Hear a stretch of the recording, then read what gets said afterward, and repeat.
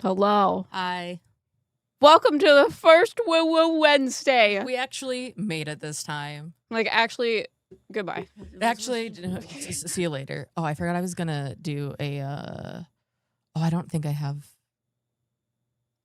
What's happening? I was gonna record the vertical for TikTok, but I don't think we're not ready for that yet. Well, because I reset my PC, I don't have. So you have the to extension, install it again. It's okay. I can still use this and I was like, I can fudge it for this one. It's our first one. Yeah. But yeah. Sorry we rescheduled this like 6 times. We were figuring it out and sad.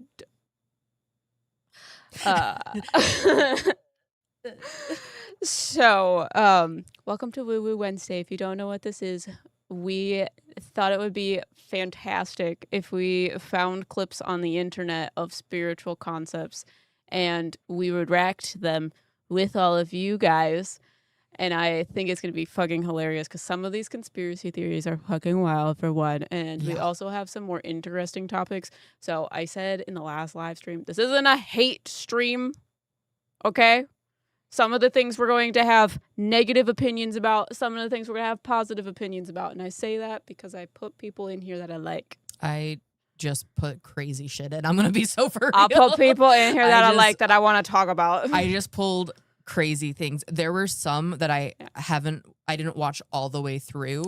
I just kind of initially started looking at it and I was like, oh, this seems like a good one, and put it in. Yeah. To try to see, but yeah, because I have people in here that I like. Because I have Emily Dexter in here. I do love her. Yes. I forget what that girl, what her name is, that does the demon summoning, that doesn't believe in demons. Oh, also love her. I like her. Yeah, fucking love. I'll probably tag some people and if you want to go follow their TikTok and stuff. Yeah, so you can put the links to the TikToks in the description. Yeah, I can do that. I can find them and then I can put that in there later. But yeah, so I don't know. In my opinion, the reason why we started doing this, and I don't know I can't speak for you, but I've been wanting to do stuff like Hassan does, where he reacts to political things. Yeah. So if you guys don't know who Hassan is, Hassanabi Hassan Piker, he's a political commentator, leftist, democratic, not really democratic, but leftist, socialist, progressive, and most of what he does is watching and reacting to news clips, political things, videos, segments, all of that, and giving his commentary and analysis of whatever it is. And because he's knowledgeable about his niche politics, it's easier for his audience to be able to not be swayed by propaganda and fake news, because he knows where the facts are. He has been fully researched in this stuff. So I'm like, that would be cool for spirituality. Let's find a way to put that into our content.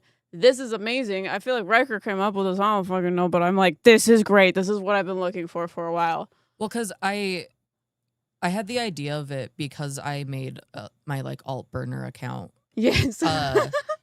To find specific satanic panic-esque things for a deep dive video. Yeah. And then I was finding the level of stuff I was finding was crazy. And I was like, oh, I want to I feel like it would be fun because I would sit and react with show it to you and be like, look at this. Some of this shit stuff is crazy. Is crazy. Finding pieces of Noah's Ark in the Grand Canyon, crazy. Yeah, the Grand so many things. So many things. So I was like, well, because when we watch it, we're I know the average person would look at us and think that we're woo woo. Yeah. But there's a whole we can find world. People that we think are woo woo. Yeah, there's a whole other world out there that exists. So we were like, it would be kind of fun to watch them together and talk about them. So that way it's also, we're not just this is what we think, we're not explaining it to you. We're watching and we're having a conversation about it. We're having a hangout, sharing our opinions about it. So if you have different opinions, fucking go for it. Fucking tell us in the comments and we'll talk about it. Yeah, we sourced a bunch for today, Yeah, so I'm not necessarily sure how many we've will never done get, this one before. will how long it will take, Yeah. what we'll go through, etc. So But basically what we did, what Riker did, they have this account that we created on TikTok, and we created a burner account so that we don't fuck up our own algorithm because these things are fucking wild. But we trained the algorithm to give us crazy conspiracies, paranormal things, spiritual things, and we're going to react to them together. it's gonna be fun. But So, hello everyone. hello. Brendan, Peachy Gay Boy, Bethany, Paula. We also eventually need to create a place for you to give us these clips if you guys find crazy clips, and then we'll vet them, and then we'll do it next week on Wednesday because we'd like to do this weekly. The timing of it just may It may shift week to week because your boy had a job interview today and got hired on the spot. And I could be starting as soon as next week if they can squeeze me into the schedule. Yeah. So we're going to the timings of things might try to keep it on Wednesdays because WooWoo Wednesday is just too much for us to not. But it might be earlier or later depending on when Riker works. If anything, I feel like I don't know. To me, it's a like late, like chill react thing. But yeah. What's up, Mona? Congrats, thank you. It's just a part-time retail job. It's nothing too crazy, but it will require me to be away from home for occasionally. It requires you to leave and go to work. Yeah, and they might make me, depending on how well I vibe, they might make me a zone lead. Yeah. So like more of like a manager position. And then that would be more like full-time stuff, but we will still be doing content. Yeah, like, that's the plan. We'll still be doing stuff here. And we're getting other jobs so that we can support our business. Yeah, I'm getting a phone call. I don't know who it is. You can leave a message. Also, if you try to give us links on here, it will not work because I blocked links. I just wanted to keep that also so you guys know.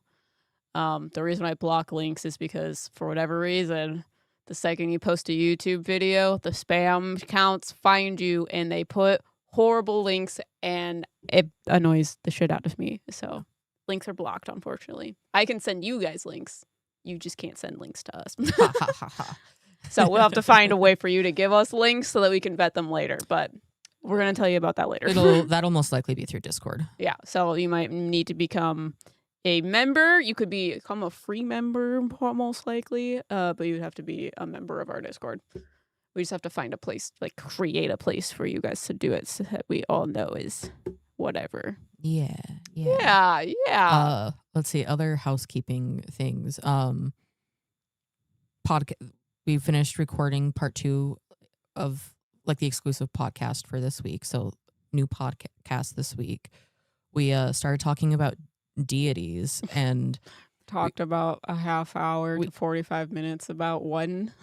Yeah, we talked for like 2 hours, over 2 hours, just about Hades. Yeah. So you're going to get a long podcast about Hades and a lot of Riker lore. Yeah, halfway through that, I was like, we've talked an hour exclusively about Hades. So, do you want to do Loki next week? Because I'm sure we could talk an hour just about Loki. So if you guys have any deities that you want us to talk about, we'll make a podcast about it. So Hades will be this week. Loki will probably be next week. And then we'll probably also do Lilith at some point. Yeah. So so many. Dude, things. We could do like a whole, what do I want to say? Like a whole series, like a whole podcast, one podcast about like the angels. True. And daemons, maybe. Because I don't know if I have a lot to say about them, but I do have things to say about them. Because technically, like, Asmodeus is a daemon. We've talked to Michael before, but I cannot make a whole podcast about Michael. Archangel Michael. When it comes to like angels and demons,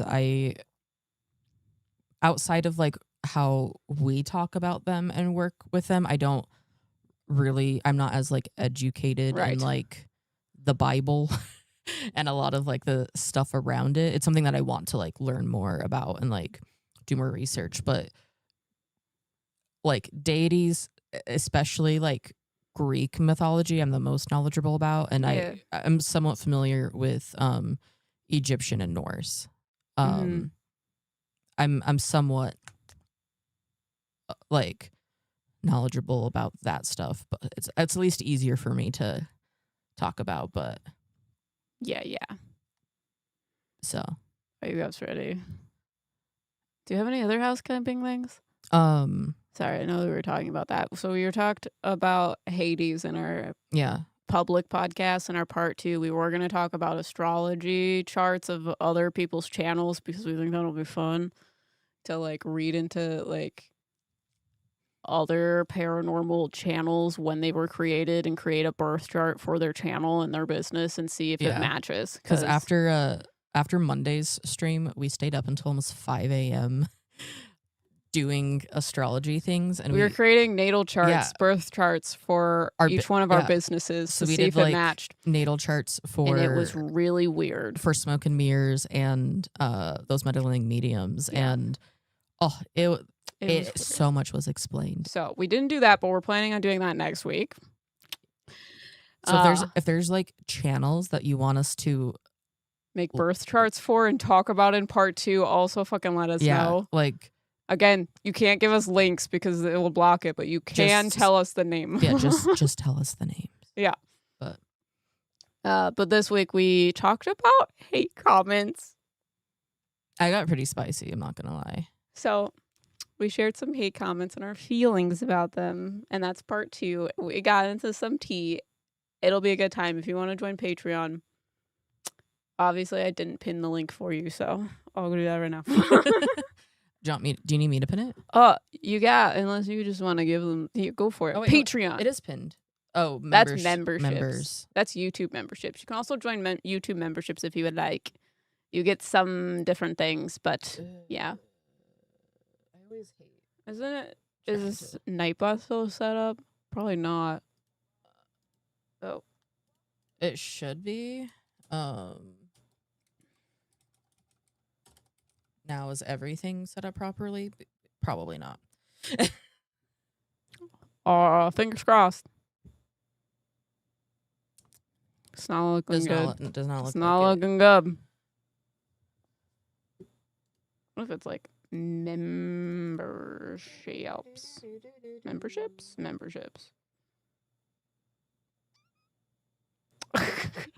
Not us trying to figure out how our things work. We've just changed things so many times. Yeah, and so much still isn't. I also set up. feel like it's probably also the wrong link because I changed the link, and that's also going to change again. So it's just fine. Yeah. I'm fine. I'll grab it. It's fine. I'll find it. If you grab it, I'll. Yeah. Just plop it, and then I'll do it. But how's your guys' week been? Are you excited for this stream? Yeah, who's excited for this stream? We want to make this more of a regular thing. Yeah. Patreon. Paste. Pop. There you go. Ouroboros Productions. That will probably change to those Meddling mediums. Yeah. We're just very inconsistent with what we want to be called. Maybe that's in our birth chart. Probably. We're gonna have to dip. No worries. Hello, Jada. I'm sure we'll be here for a few hours. A while. Because you're probably not going to go to the gym tonight. It's up to you if you want to go. I'm so tired. I slept like shit last night. And I was having stress dreams. Yeah. I'm honestly surprised that I didn't wake you up because I feel like I was like hyperventilating, freaking out all night in like my sleep. I'm so sorry. I slept like I wasn't even there. Usually it's the opposite. Yep. But one of the ones I think it's because I haven't slept in 3 days. 3 days. Give it up for day 3. I had a dream that we were in a plane that crashed and started going down, but it like started going down and then like was like upside down. It was terrifying. Interesting. You can unplug that if you need to. If it's in your way. That was just for charging the iPad Got you. on Monday. I'm like, there's a very long, thick cord down here. Welcome to the new Hello. screen. This is TikTok. Are you already excited about this? Look at this shit. The 7 levels of demonic attack, and we're on level 6. Yeah, I did not I haven't watched this one. I didn't go back and find The the other other ones? levels, so we're just gonna look at level 6. And I honestly feel like that's funnier. I already have things that I can say about it, and I haven't watched this one. Also, you guys should let me know if the audio level's okay with this. And replaces who you are. Here's the If shift the between audio level level's 5 good, let and us know. level 6. At level 5, behavior is being driven. The person is still fighting badly, inconsistently, often unsuccessfully, but there's still a self that knows it's in a battle. At level 6, that self has been largely replaced. The lies installed across levels 1 through 5 have compounded into a complete false identity, and the person is no longer someone who struggles with darkness. In their own understanding, they have become the darkness. Mark 5:1-9 shows us what full identity consumption looks like. Jesus steps off the boat, and a man comes running toward him from the tombs. He lives among the dead. He cannot be restrained. He is cutting himself with stones. He is screaming Oh night my and God, day. this And is when Jesus asks his escalating name, past the the point I answer was is not a name expecting. at all. It is Legion, because many demons had entered him. His identity had been so thoroughly consumed that when he reached for a sense of self, what he found was not a person. It was a population of darkness that had taken up residence where a person He was not one person. He was several demons. How many demons can you fit up your ass? I'm sorry. Ah! That's just what I think about. I'm like, what?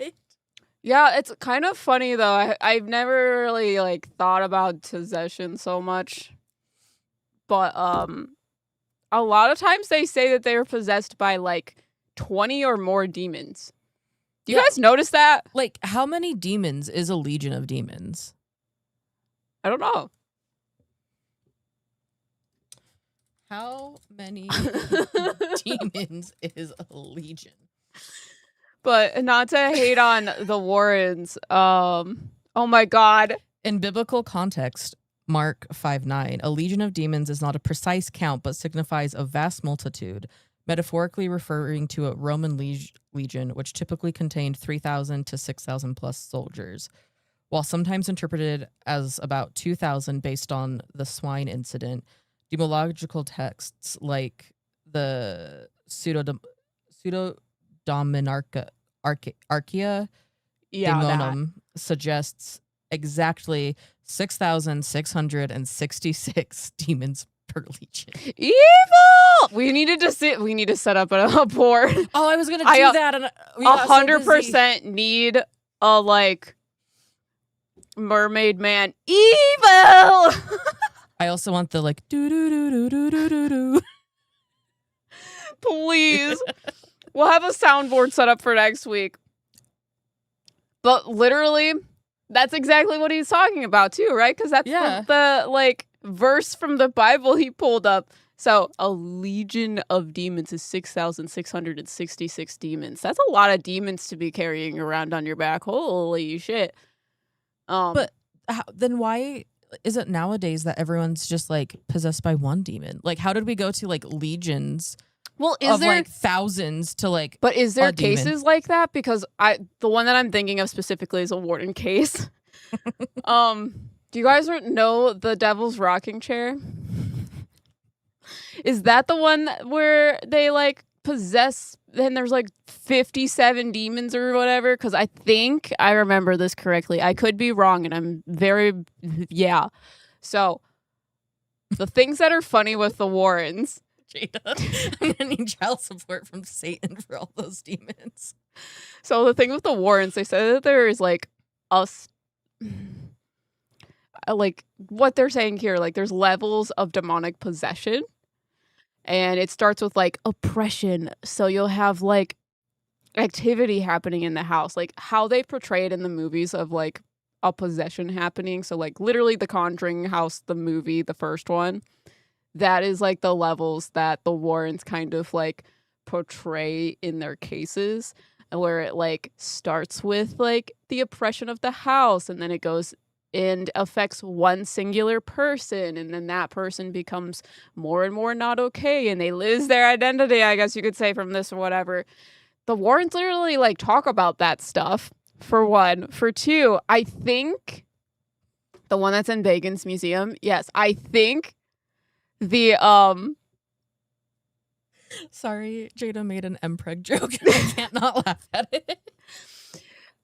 I think it's the Devil's Rocking Chair, the beast that like possessed maybe that little boy, and then it's the one where the devil made me do it. Oh, yeah. I think he was saying that there was like 57 demons in him. Do I have any demons in my eye?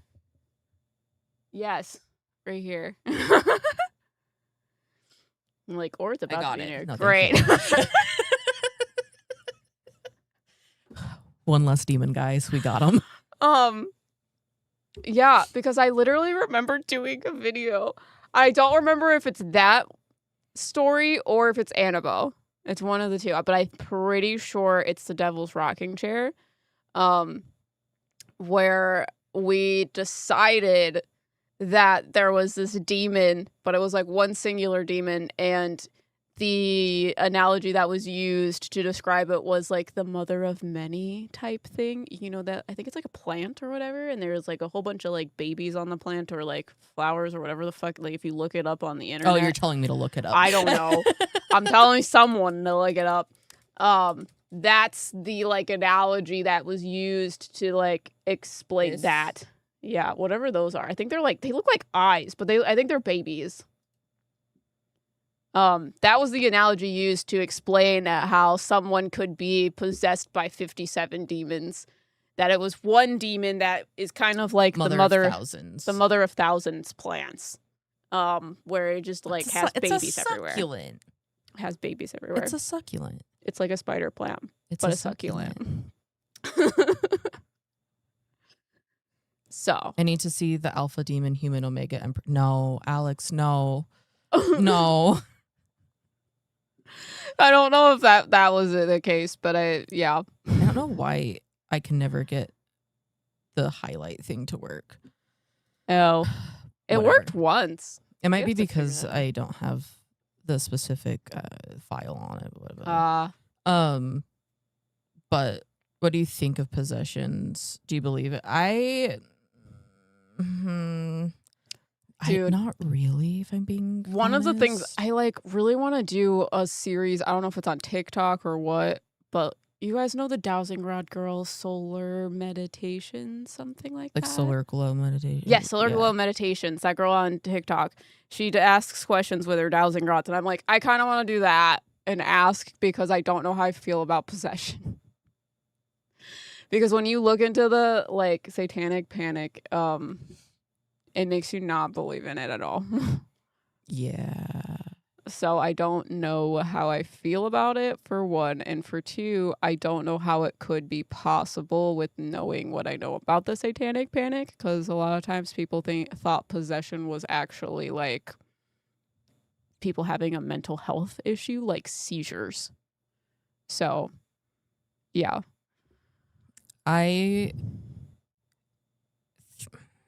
Sorry, not. Do I think it could be possible? Physical or mental health? Sorry, go ahead. Yes. Do I think it's how everyone thinks it is? No, absolutely not. Final answer. Yeah. So I'm like, I want to ask Spirit to be like, can you tell me what exactly it is? Because I don't know. So yeah. Person used to be, that is the end point of level 6, but it doesn't arrive that dramatically. Level 6 usually looks like this. The wound became the personality, the sin became the identity, the label the enemy assigned, failure, broken, too far gone, unwanted, became the name the person answers to. And isolation set in not because someone forced them out of community, but because the false identity cannot survive honest contact with truth. So the person slowly, reasonably, one small withdrawal at a time, puts distance between themselves and every voice that might interrupt the narrative. John 10:10 names. How is that not just like depression. Depression, Like, or I've even done like I that, can, and it's just yeah, because I have depression. It's yeah, not because of a demon. or I could see like an abusive relationship type thing Yeah, like, of like them trying to isolate you. The strategy without ambiguity. The thief comes to steal, to kill, I and also to did not destroy. realize how Identity long this theft one is was. the It's like 3 oldest minutes move in the long. enemy's playbook. Shit. Because if he can take your name, your sense of who you are before God, your ability to receive what God says about you, he doesn't need to fight the rest of the battle. A person who doesn't know who they are cannot walk in what they've been given. Romans 8:16 is the counterforce to everything level 6 tries to accomplish. The Spirit himself bears witness with our spirit that we are children of God. Recovery of identity at this level is not a matter of trying to feel differently. It is a work of the Spirit, bearing witness against the false testimony the enemy has been building for years, truth spoken by the right voice at the right moment into a heart finally quiet enough to hear it. And here's what makes level 6 so difficult to reach through normal ministry. The person isn't rejecting what's being offered because they're hostile. They're rejecting. Becky, bitch, if a demon wants to take on my problems, please do. True. Literally. Like, honestly, possession doesn't sound too bad right now. Yeah, feed on my negative energy. Like, please take it away. please possess my body and go about things. I don't want to pay taxes. I don't want to do it. Like, I'm like, I don't know why you go want to be in a for body. it. It because the receiver is broken. The signal is coming in. They just can't process it anymore. What reaches people at level 6 is almost never a sermon. It's a relationship. Someone patient enough to stay. Someone who keeps showing up after the person has given them every reason to leave. Someone whose therapy. presence becomes more persistent than the lie. Level 6 is where the go to enemy thought therapy. he had you permanently. Level 7 is the rarest level on this list. The most debated, the most misunderstood, and the one Scripture addresses with more compassion than most people expect. I understand that the comments are all like, okay, so what's 7? Can't have negative energy if a demon eats it all. Yeah, to me that just sounds like they're describing an abusive relationship. Well, and they need to be saved. I think that's why I struggle with like possession and like even like oppression, like all of like dark forces, like Yeah. latching People demonize them. or like attaching themselves to people. I think that it's just a spiritual way, religious way to just describe mental health issues. Yeah. And I think that putting like being like, oh, this is what this is like the stages of the levels of demonic like possession and attack is just going to scare people more. So if they're actually struggling, they're not going to want to tell the people in their lives who believe that, because then they're going to think that they have demons in their ass. And like, they're going to have a priest screaming at them and throwing water on their heads. Or they're going to be ignored when they're actually having a like physical like seizure or something. So next one. My loves, this has had a timeline shift without the woo-woo and the mystical, and I don't really understand it. This is the neuroscience. This one was mine. Of how to I only watched half of timelines. it. All right. I want you to imagine that this is your mind, okay? This whole page is a garden, and in this garden, notice that there are fruit trees that are already available. You're not trying to plant a tree. There are fruit trees already here. Each of these fruit trees represents, let's say, a timeline, okay? Timelines are not necessarily places. They're not future events. They are actually states of perception. Be sure to follow, check out my other videos. I go deeper into that. For the purpose of this video, let's just say each of these timelines is a state of perception. It's how you see the world. So all of these trees are real in your experience. All of the fruit is available right now at the same time. My loves, here is the key. This is the thing most people don't teach on and a lot of people miss. You're not going to experience the whole entire garden. Yes, every timeline is available, but you're not going to experience it all at once. You are going to experience only the tree that you walk up to and start picking from, okay? Our brain works in the exact same way. Our assumptions, our reticular activating system, our nervous system, it's going to decide which tree we feel safe enough to approach and eat from, okay? Your assumptions, your beliefs, that's going to decide which one of these fruit trees looks familiar, and you're going to walk up to it and you're going to eat. A lot of times people say, I want a better life. I want more money. I want to find healthy love. I want the dream job. I want the land. I want the millions. I want all of the things. And here's the thing, you get to ask yourself, does that actually feel safe in your body? You don't have to heal all of your childhood trauma before you can have the life you desire, my loves, but you do have to be aware. Why?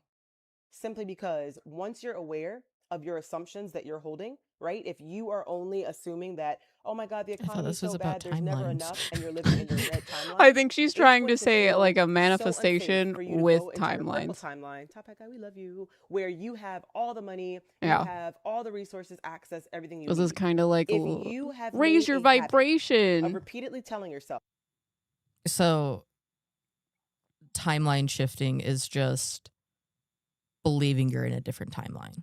It's just what you personally believe is It's your the time. perception, is what she's saying. if you grew up in a family that continually told you about limitations because you're black, it's not going to work out, there's nothing you can do, if you have to work twice as hard for half as much, my loves, if you have grown up hearing that, it's not going to feel safe. You won't feel safe being successful. Your nervous system won't feel safe holding love. You won't feel safe being all that you can be and having the life that you truly deserve and desire. So you will know that you are called for more. Somebody watching this right now, you already know the deal. 2026, you know you're meant to live a big life. You know you're meant to live in the overflow. You know you're meant to move out of enough.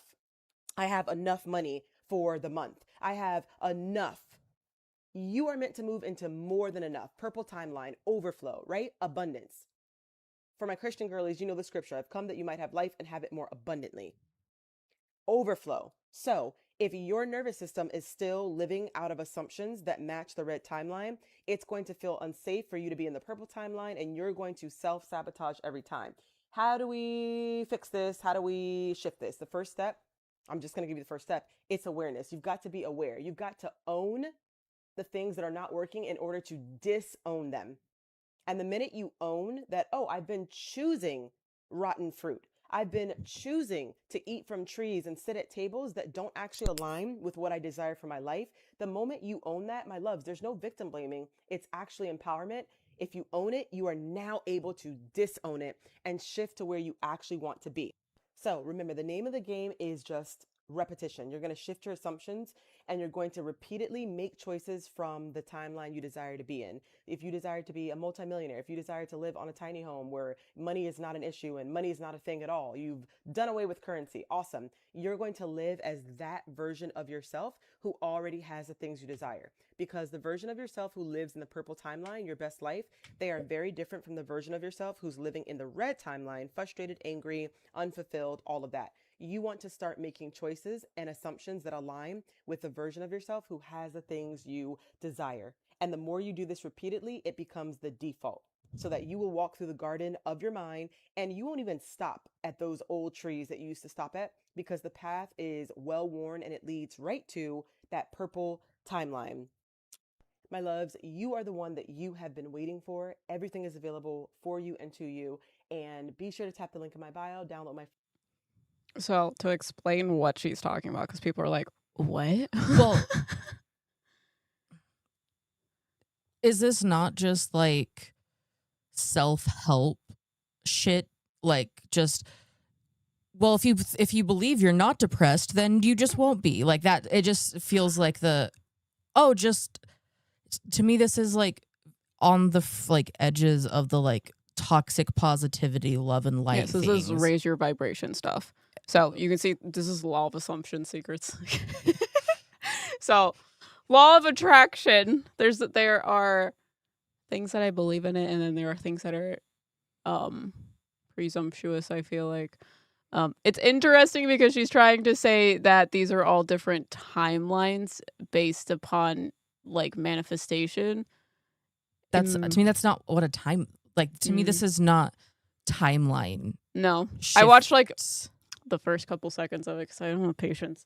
But that, to me, this is not what like timeline shifting would be. Like, yes, at least that's not my interpretation of what a timeline like yes shift would be. This just feels like, well, if you're poor, just stop like believing that you're poor Mm-hmm. and that you don't have money, and then it's fine. But again, I feel like that's just not a logic. Like, that's not a healthy way of approaching things. Yeah, And it's sorry, go ahead.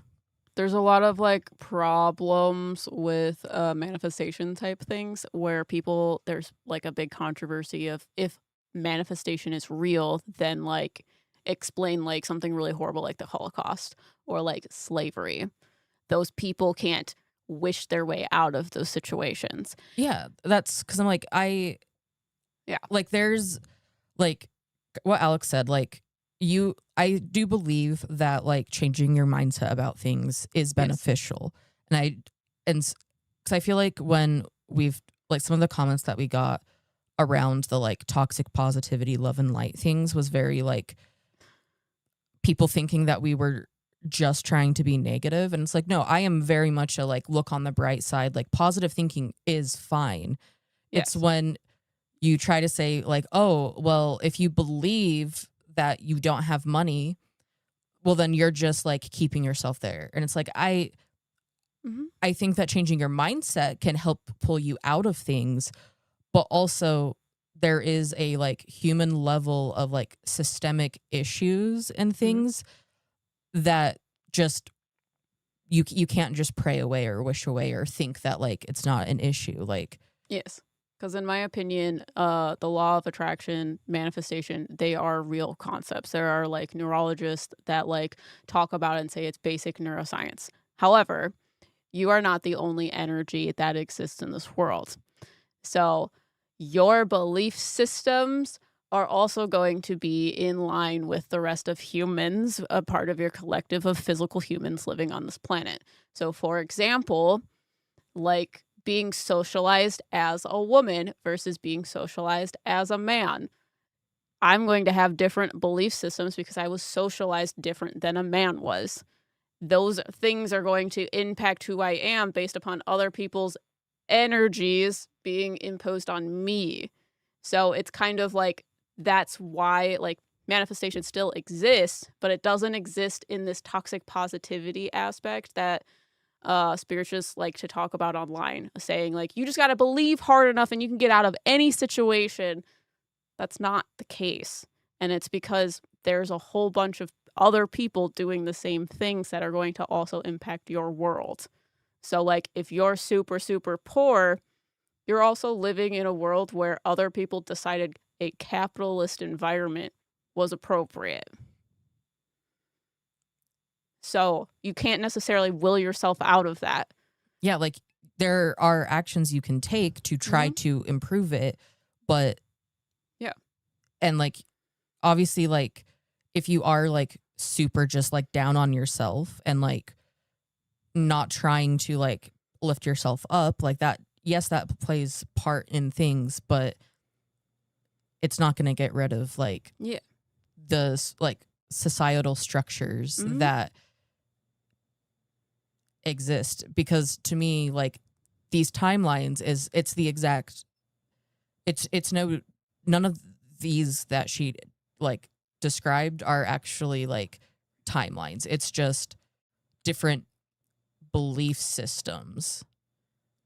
So like there's part of it where it's like, yes, like you aren't going to feel comfortable with success if you like have like deep rooted like trauma and issues that make you think that you are a failure. Yeah. It's going to struggle. Yeah, it's going to impact what you do. But just I don't know. I feel like a lot of that way of thinking ends up kind of just making people ignore Yes. their shit instead of like actually addressing it. Like instead of going to therapy, like really working to understand and like heal that part of you. I think like, because I don't know, even if you like think that you're like the shit, there are still going to be things that like bad things to happen. I don't know. Yeah, because the way that I view like manifestation and stuff like this is we are still a collective even though we are in different bodies. So like yes, you can impact your own life based upon your mindset and hard work or whatever. But there's only so much you can do because you are one person. So, like, capitalism, for example. Me, one person, I cannot change that. That will never happen. I do not have the power or energy to do that. But if I was able to change the minds of, like, half of the nation, we have more of a pivotal, like, reign to do that. There's more of the collective that wants to change that energy, but you can't just change it being one person a part of this big thing that you're trying to change. It depends on what you're trying to do. You know what Yeah. I mean? Yeah, and it's just this is like where I get issues with like the like spiritual type communities and like things kind of like this is I just feel like you're so close to like talking about the real answer and solution, but instead of like talking about like building like coalitions and organizing and like trying to help each other build a better world, it's just focused on me, myself, what I have to do to change everything else versus like Yeah. a Yeah. community working together and like actually changing things. Because I don't know if the like, and maybe I'm weird for this, but like if I'm in this timeline that is so shitty and Yeah. I'm like, I want to get out of here, I feel like that's selfish for just me to be like, well, I'm just going to boop, like go into a different timeline and leave everyone else there. Yeah. Like, I don't know. Yeah. And there's a lot of people asking about like how these are different timelines. Because, like Becky said, aren't timelines meant to be another version of yourself that made a slightly different choice, or did I miss something? Yes, I don't know. I'm starting to realize how it is confusing for me to say that because we are also talking about timeline shifts and like time itself isn't fully linear. We are just experiencing it linearly. So we don't see the like branches in the like road and stuff like that. Cause to me, a timeline shift would be like, like a pushing of the Yeah. river, which doesn't normally happen. Whereas the natural branches in the river itself are there and you have the ability to make those choices. But technically those would be two different timelines. So yes, you are correct in saying that, but this I feel like could impact your choices. But I don't it's weird. This is more like raise your vibration like type stuff. Yeah. It's like on the border, I feel like, of the like raise your vibration, new order stuff, also like rapture being pulled into the sky stuff, 5D stuff. Yeah. Reading comments. Yeah. This comment, I know you guys can't see it, but it's because like comments and stuff, I'm not trying to like accidentally show anything that gets us in trouble. We can't mod the comments on other people's stuff. But this person said, I'd love to believe this, but it sounds like bullshit someone would say in order to keep you from complaining, protesting, and actually trying to change your reality. Just like religion, promising you a heaven while the people in power enjoy as much as they want. Yeah. I'm moving on because I'm annoyed with this one. You're welcome. I thought it would be a good topic, you know? It was. Mm-hmm.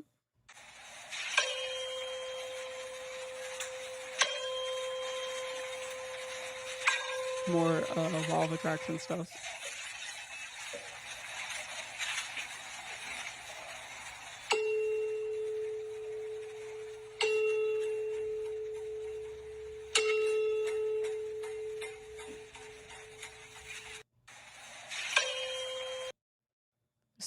Same stuff, but a little bit different. But if you see this, because this girl is like, aha, this proves it. But I'm also like, it's a 1-to-1. Yeah, yes, that does that. That's what naturally happens, but it is still a 1-to-1. Not everything is. It's not okay. It's kind of like that's a tuning fork. What if you try to use the ball to make the ball move? You know what I mean? Yeah, because I'm like, Sometimes you can't turn into a tuning fork. I have nothing to say about this one. When you're about to shift to a higher Same girl. timeline, these are some of the signs you're gonna see. You're gonna experience a tower moment, which basically means your new reality is gonna cost you your old one. You'll see people, things, relationships, circumstances falling out of your life. The universe has to make room for the new to come in. You're gonna be bombarded by angel numbers. When you look at the clock, on receipts, license plates, everywhere you go, you are going to be followed by angel numbers. These are synchronicities. You might notice that your tastes in things change, no longer craving alcohol, junk food, because you are ascending to the highest version of yourself. You're gonna notice that you're more intuitive. Your intuition is coming online to guide you. We are all psychic. You've just been programmed to suppress it. You'll pick up on other people's intentions, energies, and you will especially get intuitively guided to make decisions that make no sense, but end up leading you exactly where you need to be. When you're about to shift to a higher timeline, these are some of the signs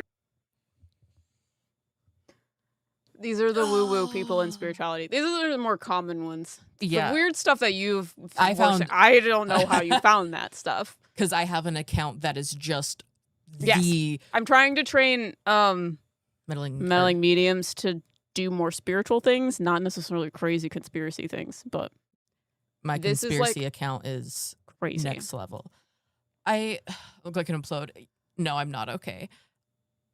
I just feel like this is the love and light bullshit. Yeah, this is the love and light. And I feel like this is why, like, this kind of messaging just is what teaches people and, like, convinces people that everything that happens in their life is some sort of, like, big event. So, like you growing as a person and your tastes changing, that's not, like, a timeline shift. That's just that's just human nature. Like, yeah, your likes and tastes and who you are is going to fluctuate. Like, yeah, like growing into yourself and being more confident in yourself isn't a timeline. That's just you. Yeah, she also human has a little bit of the spiritual awakening talk too. Yeah, and that shifts you up into timelines, which is interesting. The shifting into timelines is the stuff that I don't really hear about in this way. Because, like, if angel numbers are a sign, then everyone gets angel numbers. We're constantly shifting like timelines. Yeah, that's like a constant. Yeah, this would relate to pretty much everyone, in my opinion, right? Everyone is. I just This is stereotypical spiritual niche, in my opinion.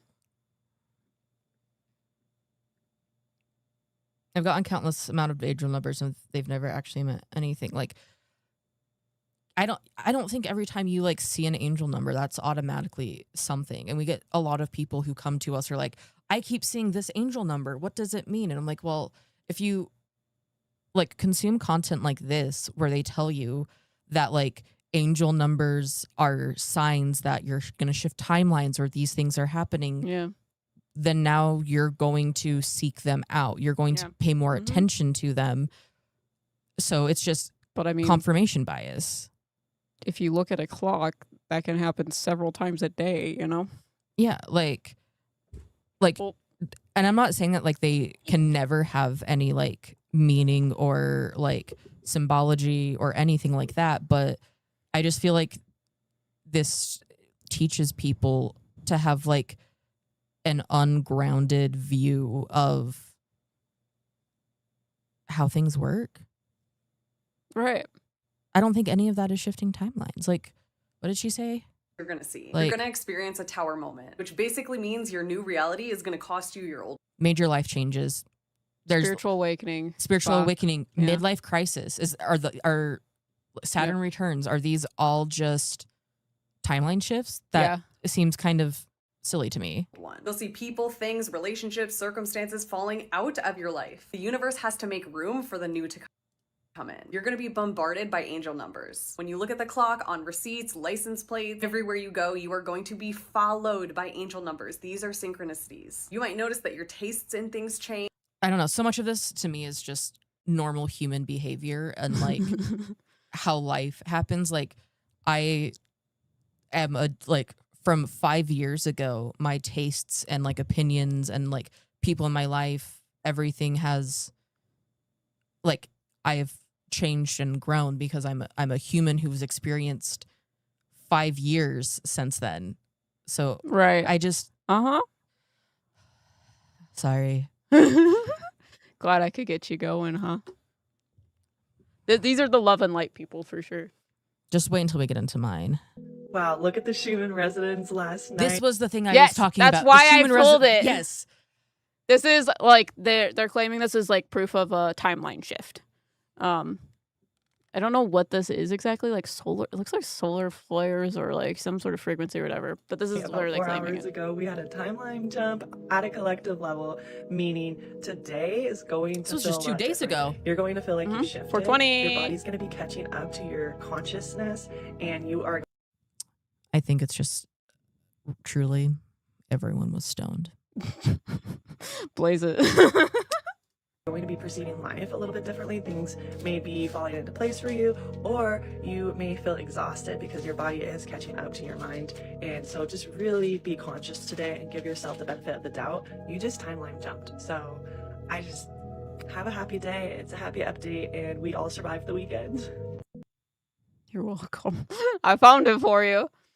Because you were talking to me Yeah. in our timeline podcast that there are people that like claim that different frequencies like solar flares or whatever Yeah, are this- proof I couldn't think of the a name, but timeline shift. Yeah, this I've seen this before. Schumann resonance. And it always just seemed so weird to me because again, my thought is if this was a collective timeline jump and this is happening, why does no one else notice? Yeah. I know there's a lot of other people that also say the same thing, like but I don't know. In my opinion, time shifts are sort of rare. I mean, she literally calls it a timeline jump. So, like, you're in a river, and then for some reason you jumped into a different one, or a different river jumped into you. That's Well, weird, right? yeah. Well, and to me it's like, oh well, if like you're tired, I'm like, no, I've been tired because I haven't been sleeping well. Like Yeah. And is just like I don't get it. That's where the, like, I don't know. Watching more of these, I start to realize what, like, debunkers are saying and what they're relating it to, because a lot of these people say, like, very, very general things that everyone can relate to of, you just had a big life change. You're really tired and exhausted. Yeah, I relate to that. Most of these people, like, there's literally a comment that says, I've been so tired today. Super tired, too. And it's like, oh, like I've been like lower back and leg pain, joint pain, pelvis Confirmation bias. pain. Like I have chronic pain. like it is to like, oh, like That if can you're relate to most tired, people. if things just feel weird, then Where do just- these people get this information from? I don't know. that too. They never have their sources. There's 'Cause I it's know always just This is copy paste of everyone else, but who's the first one? mm-hmm. Where did we get this picture from? Exactly. This one's just funny. Hey. Hey. It just reminds me of the rapture stuff of being pulled into the sky. You're welcome. Dude, let the umbrella go. Hey. Amazing. So let's talk about how I learned the hard This way, is a good one. personally, that there are actually infinite timelines and multiple quantum versions of you because I died in a car I accident when also was only watched 17. the first few Let's seconds talk of about this it. too. Because I have never told this story publicly. When I was I also shared this one.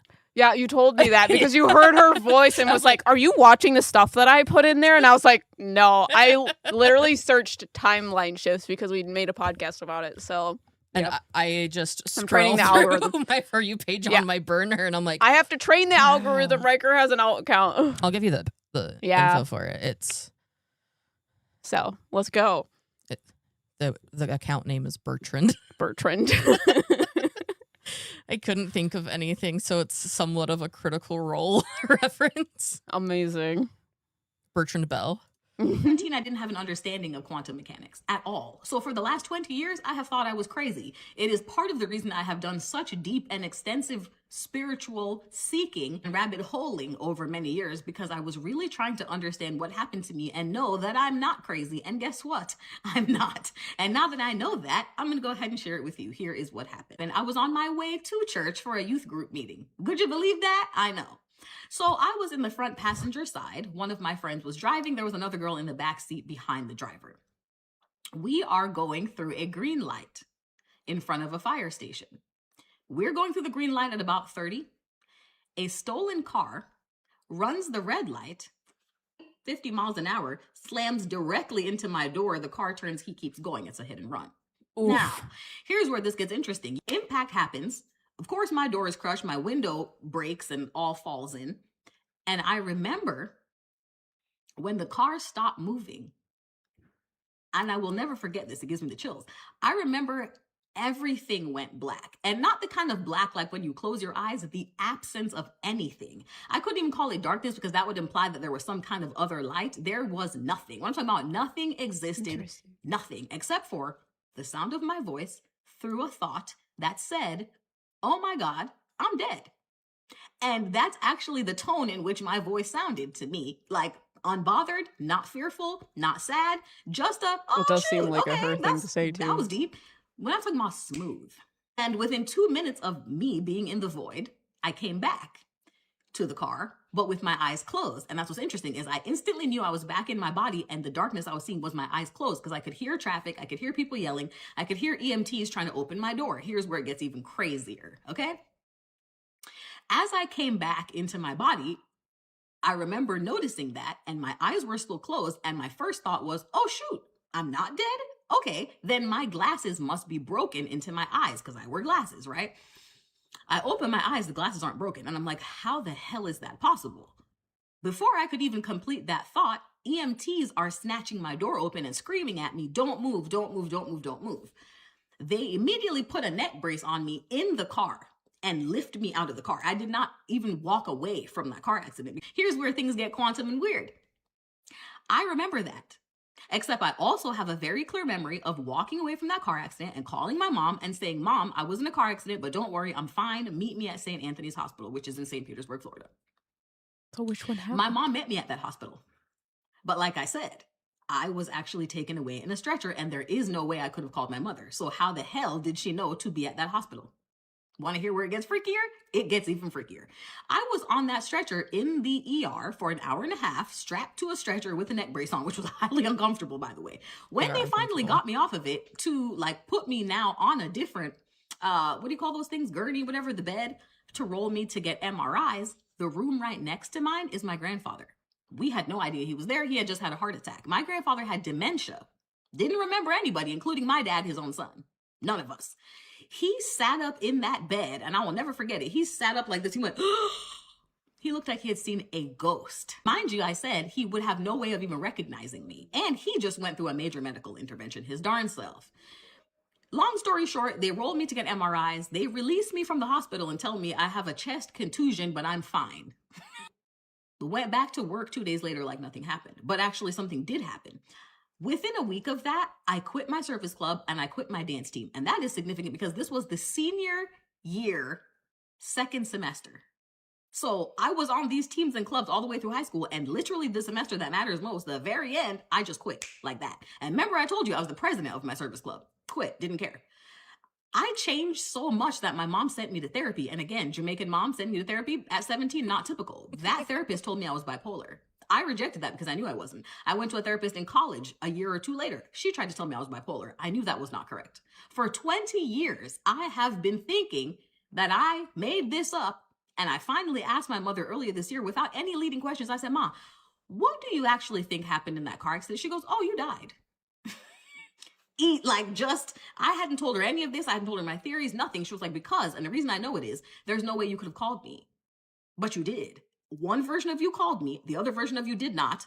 And that's just very simple. And once I learned about the idea that we all have infinite quantum versions that are slightly different based on slightly different circumstances and choices. This is actually why you have deja vu, because you're connecting with another version of you in another timeline. That I'm not crazy, and I did die, and I did go to the void, and I came on back, and now I'm here, and I came back with some extra stuff, but we'll talk about what that is in the next video if you want to hear it.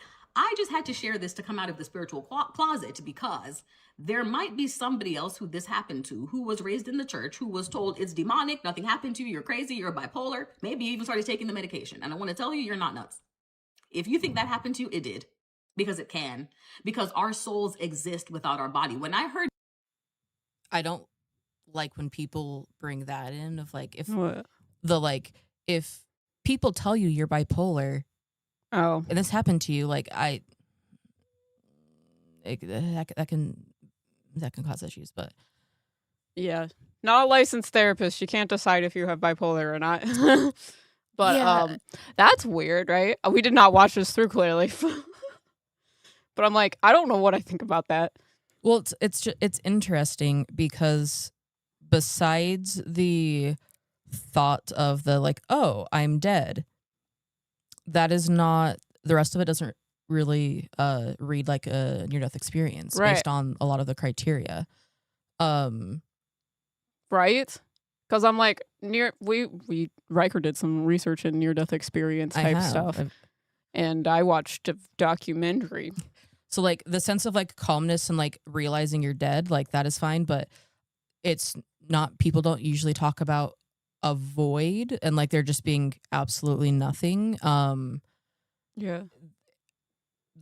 And obviously like she's retelling the story, so like, and I'm not trying to say that she didn't have a near-death experience.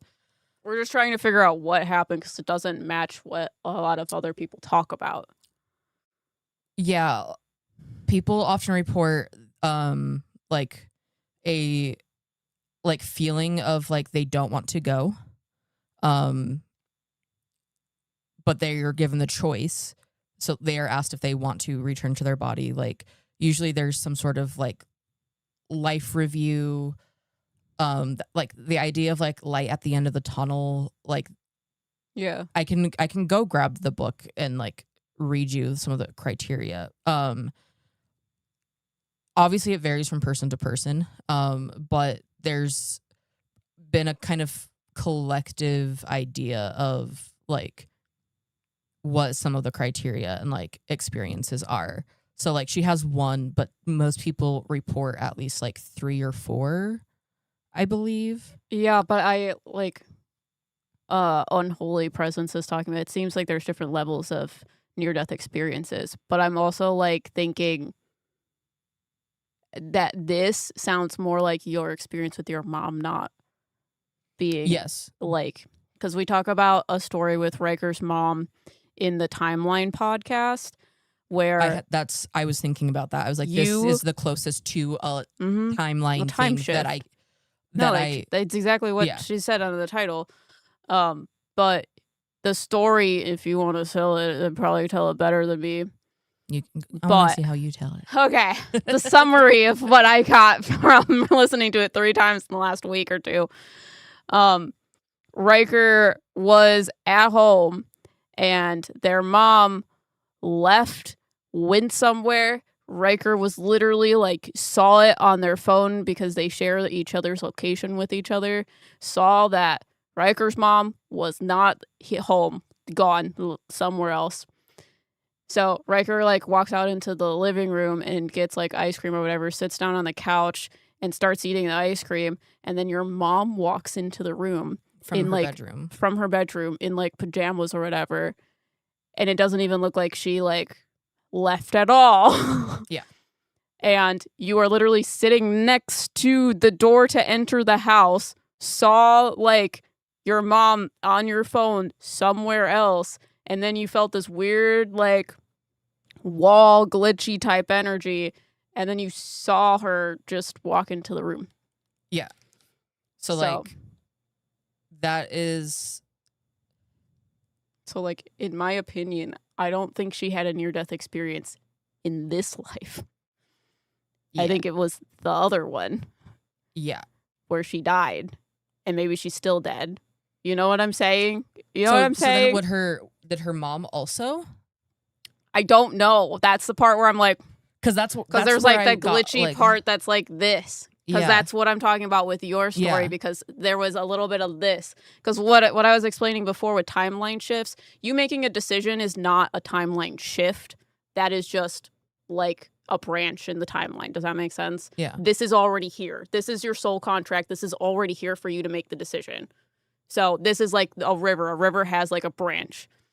A timeline shift is when another river just like goes on top of this river and it gets all jangled up like this. If something just gets fucked up.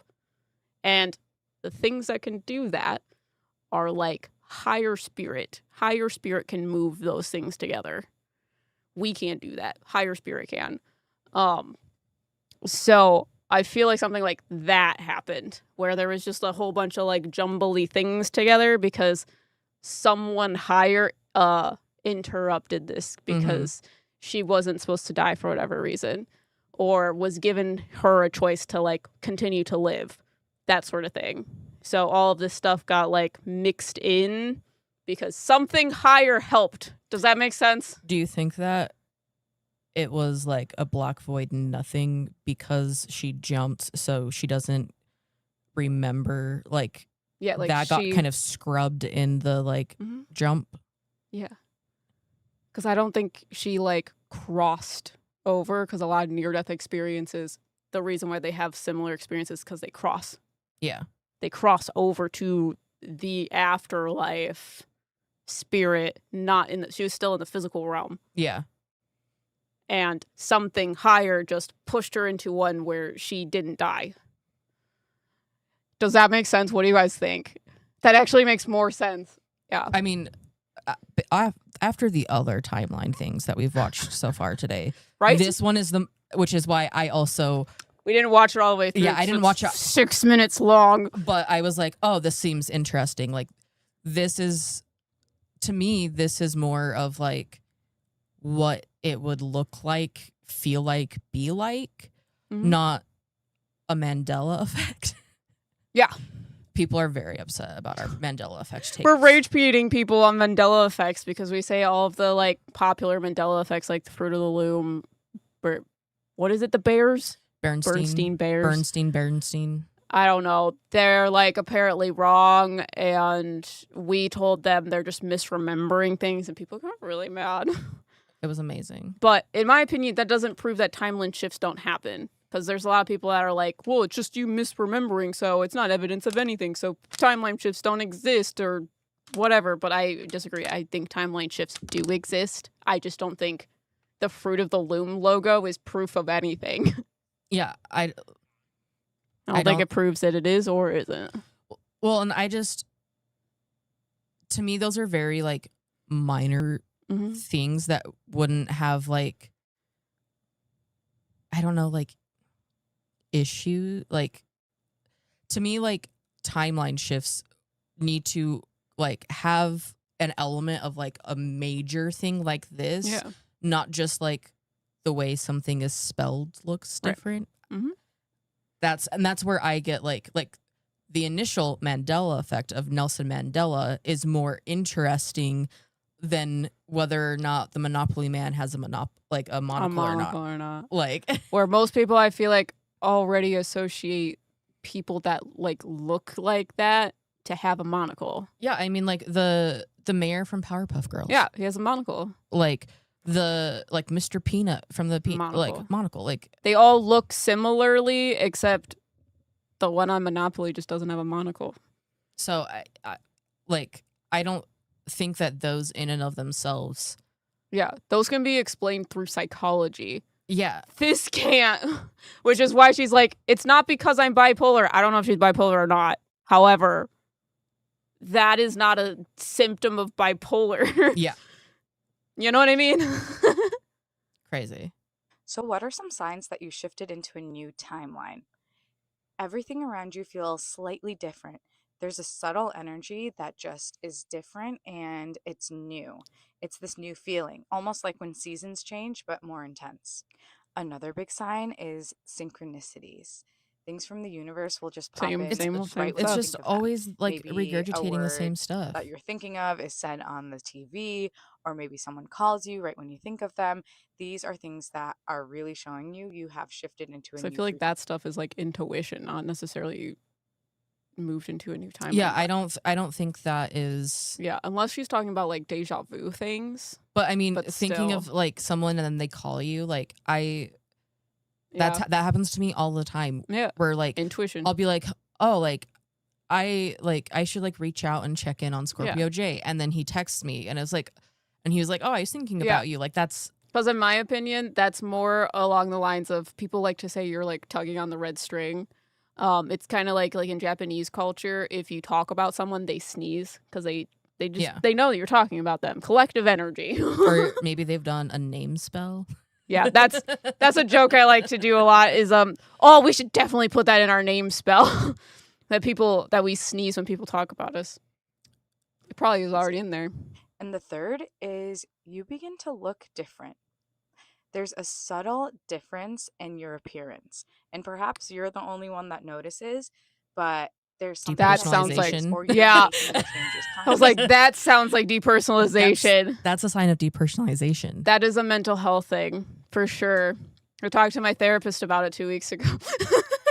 Guys, no one noticed that I look different.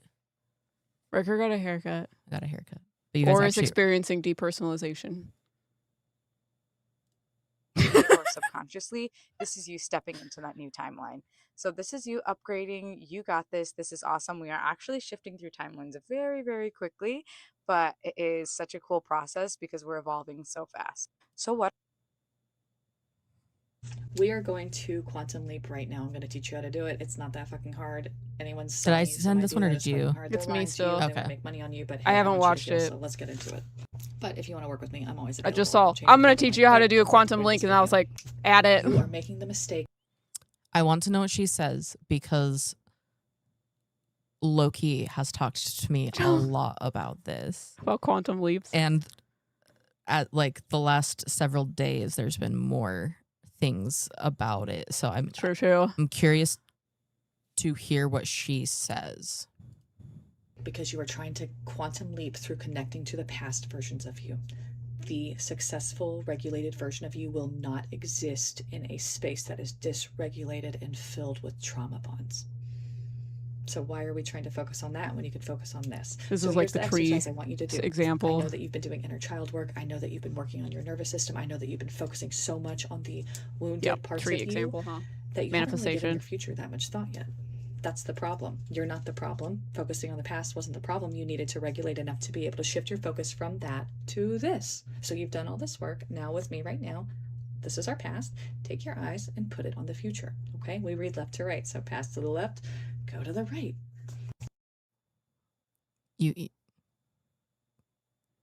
That's wrong though. Mm-hmm. Like I also want to say, like, that's one. That's not this. That is not what quantum leap. I know. yeah, we're quantum not leap done, is completely different. But I'm like, people keep talking about manifestation and law of attraction. In my opinion, that just defines like manifestation is you changing the world around you. Why are we talking about it changing a timeline? Yeah, because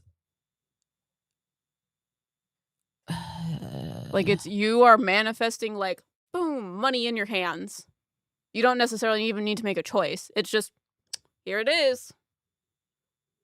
Where's the other timeline? The timeline where you didn't get money? I want to hear what else she has to say before I Hi Jada. Welcome back. welcome back. Welcome I mean, back. same, but same Brendan, but Yeah, man. I want to see if where she goes before I start. Going off on quantum leaps. Yeah, before I start sharing my opinion. I don't want to say correction because this is all very subjective, but my interpretation of it. I do this in the shower, but you can do it whenever you want. If you're meditating on your yoga mat, if you're don't do it when you're driving unless you're parked, okay? Please. But you make a judgment call, okay? But this is what you do in a safe space. Like I said, in the shower, that's my space. Call forward your successful embodied future version and express gratitude. Open up to her guidance and wisdom, and let Shadow that work. version also express the gratitude for you, because you in this version is the one that helps create that version. Gratitude is what we're always missing, but that future version of you is so fucking grateful for you. You have no idea because you've never even tapped into it. Just like that past version of you is so fucking grateful. They feel lost. They don't feel like they're able to come forward with you. That's why you're feeling stuck. Gratitude gets you where you want to go. Let the gratitude express. Feel it fully. How grateful you are Alex, for you. quantum leaping while I'm naked and wet seems like a choice. I'm like, if it's not safe to do while driving, why is it safe for you to do in a shower? You're going to slip and fall. Amazing. Quantum jump into a concussion. You should be careful of that. Not when you're in this lens right now and you're looking at past versions. The gratitude is going to often be misconstrued. It's going to be trauma bound. It's going to have contingencies. It's going to be ridden with the limited beliefs that we were raised to operate under. So focusing on this version with gratitude and receiving the gratitude that that version has for you, they are equal and opposite. How good does it feel to tap into that successful version? How good does it feel to have all your bills paid? Like, how good does that feel to have a regulated nervous system? It's all regulation. It's not outside of you. Regulating yourself lets you call it in. My lower chakras are on fire right now with this. I hope you feel the activation. So receive that version and tap in. And do you know what a snowball effect is? You've experienced a snowball effect with trauma. It's when things keep getting worse. It's like Murphy's Law is the same idea as a snowball effect. It's just a snowball effect. Then the net gets bigger. So please focus on the new. Let what already happened, let it be where it is. Okay. That is here to teach you, and that is going to fuel your current reality. It's like it's a lighthouse. Okay. Your vessel sometimes needs to be reminded of things. So we can't get rid of the past. We don't want to get rid of the past. We want to regulate so we're not affected. Jade, is by that the past. same as peeing when you sneeze? Snowball effect it too. I'm grateful for the future version. She's grateful for me. The problem with this is how like this idea of quantum leaping or jumping or whatever is very tied, one, in physicality, and two, that like it's like intrinsically tied to success. Like my understanding of like quantum jumping through talking and working with Loki is that this is just like the manifestation perception shit that we watched earlier. This is not what quantum jumping is. This is not what quantum jumping would look like. You can't just like heal your trauma into quantum jumping. That's wrong. That's not how that works. Yeah, it's really weird. I looked up the definition of quantum jump or quantum leap.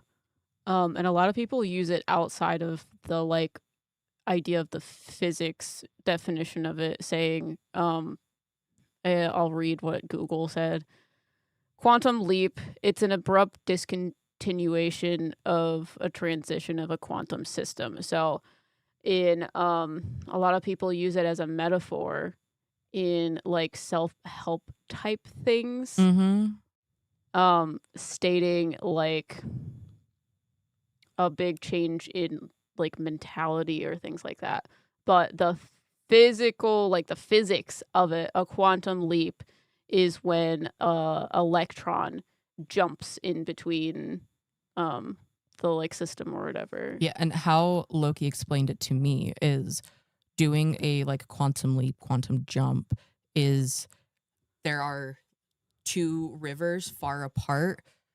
Just you is jumping temporarily into that. Yeah. But there's a lot more that goes into it. I feel like So that's kind of.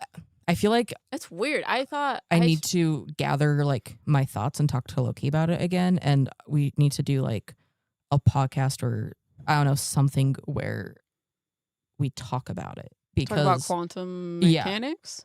Yeah, quantum like physics. Quantum mechanics. This I did not kind of realize that that's what people are using these words for, because when you say quantum, I immediately think of like quantum physics or quantum mechanics. But yes, in this case, they're using the term in like a self-help type.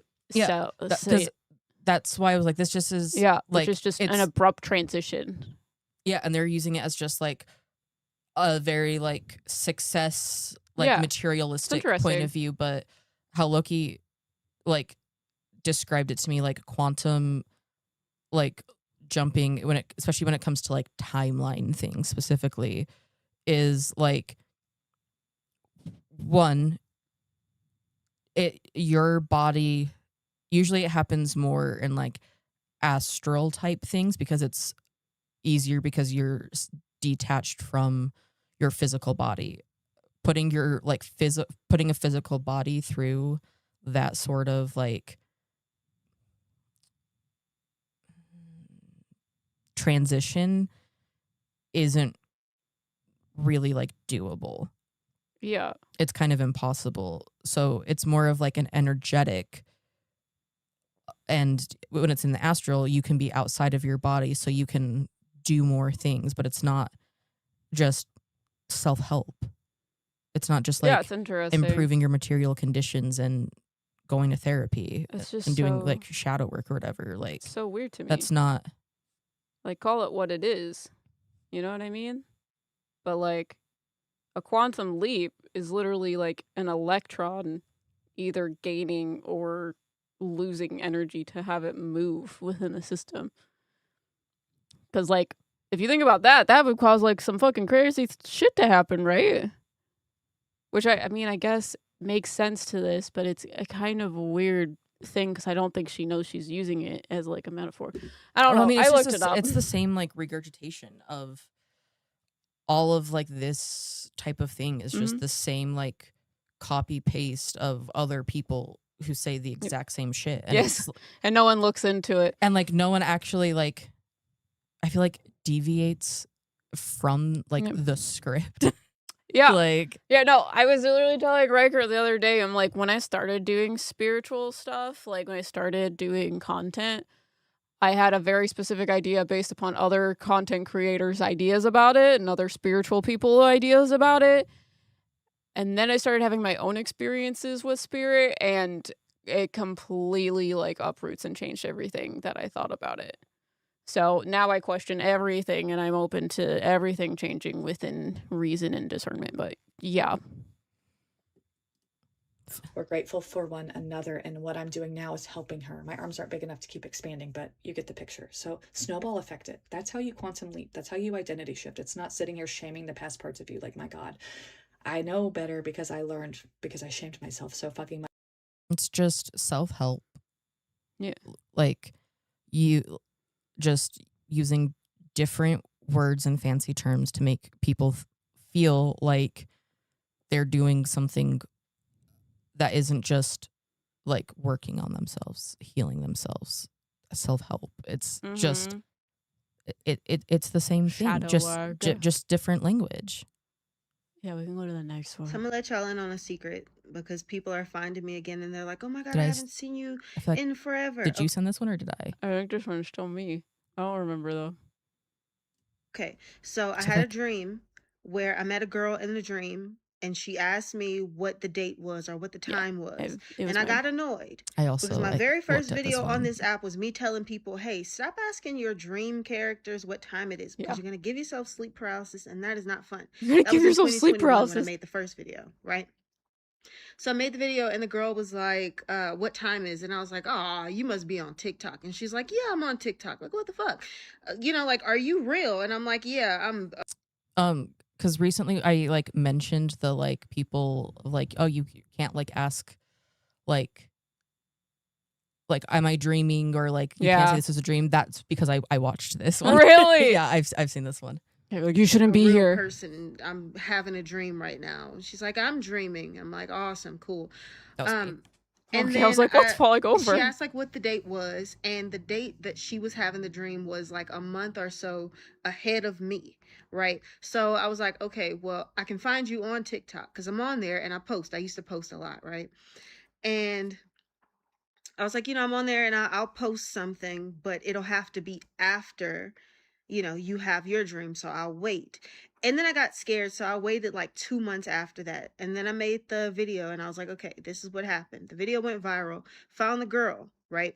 We also agreed to speak about something in the dream that I wasn't going to mention in the video, and I did not mention in the video, but she mentioned it to me. So this solidified, like, oh yeah, this was the girl from the dream, right? Then I started having dreams of motherfuckers being in my house with headsets on, like, you know, like podcast setup type shit, with headsets on, and telling me that I needed to be careful because what I was doing was not going to be safe for me, basically. So I'm asking this guy who the fuck he is. He's saying that he is a psychic employed by the government. And he's talking to me in my dream, and he's like, hey, I know you're just doing this for like TikTok and stuff, and like you're nothing to worry about, but you could be seen as a threat. So I was like, okay, awesome. Not gonna talk about this shit anymore. So it freaked me out. People While still wanted to talk talking to me about about it. the dreams and shit. I was clearly fucking scared. So I was just like, don't really want to talk about it. So I was like, well, you know what? I'm going to stick to something that could be so fucking absurd. Let me tell you about the myths of vampires in this country. Let me talk about something else that's fucking absurd. Let's talk about these things that are just completely off the fucking wall. Fast forward to now. They're like, oh yeah, all that shit, all the weird shit that you said couldn't possibly be real, that you really didn't have to worry about, all that shit's real too. And I have to keep checking. I have to keep checking with people like, hey, this is real, right? Like, this is real, right? Yeah, and it is. So did she go into sleep paralysis? I feel like she's saying if you ask them if you're in a dream, or if you ask them the date and time, that you're just going to be in a coma and never wake up. Well, also, one, the government doesn't have psychics that are astral projecting, telling you that you're a Going danger. into your dreams. I never understand the idea of like humans creating human-like rules and regulations in like the astral, Yeah, or even like your dreams. Like, I think it's naive to assume that a human has any reign over the astral. yeah, like don't That get me seems wrong, problematic. especially like the U.S. government, you know, they colonize everything, but I don't think they've colonized the To astral. the I astral! don't think they've colonized the astral world yet. Yeah. No one give Trump ideas, but like, Dude, we're going to find out that that's not true later, huh? yeah. But no, I just like, I don't know. It's also like, if that is real and like talking about it is a threat and the government is threatened by you, they're not gonna fucking tell you. This, when like the government like gets involved in stuff like this, is when I'm like, what? Like, some They'll never touch the astral plane. There's no oil there. true. Shame people don't have cell phones in their dreams, but they just had a dream and had their phone and was asking what it means. Like, huh? Yeah, same. It's There like, was. Sorry, go ahead. like people say you can't read in your dream, but I've read in my dream before. I was like looking on Reddit to see about how people talk about like the like tower or a city, because I wanted to like compare where like what I was experiencing versus others. And there are people who are like, oh, like, yeah, it's just like a city. Like, there's a strip club. And I'm like, why would a strip club be in like the astral world? That's a very like human Like, based physical thing that Don't have a body. you don't. Why? Why Like, do you need to go to a strip club? that's weird. Then it's like, oh, like you like take like the train or drive somewhere. And I'm like, again, why are there all of these physical type like rules that mimic real life? This isn't the upside down where everything's just exactly the same. You're just incorporeal. I don't like. Yeah. I don't know. And the whole like, oh, you need to be careful because like if you're worried that like you need to be careful about your dreams, because like one of those comments is like they hate when you know your rights, like the dream police hate when you're lucid. I think that's just a you thing. Well, I feel like that is instinct in your brain to keep you safe. Like your brain is telling you that being lucid is not okay because it doesn't understand that as a physical brain. You know what I'm saying? Yeah. Like it can't believe that. It's like creates a lot of contradictions in your head. That's why your dream is acting that way, because it's your psyche. Yeah, but I've literally, in like the astral projection podcast, I had a thing where I was like, I astral projected and was in like a different timeline. Like you were there, other people that I know in my life, and we were talking and comparing the differences between the two. And it wasn't a like, this is like, oh, you can't talk about that, you can't know. It was just like, oh, what's like, what's different in this? Like, what is it like here? What is it like for me? Like, that's just, it's not. Yeah. It's not like a hostile, scary thing. Yeah. But I do think that though, the government isn't the one dictating the astral realm. I do think there is higher spirit that creates naturalistic rules. If it's the realm itself or if it's higher like entities, but like people can't be going in and like fucking around and things that they can't, that infringe upon a lot of people's free will and stuff like that. But that's not the government doing that. Yeah, it's just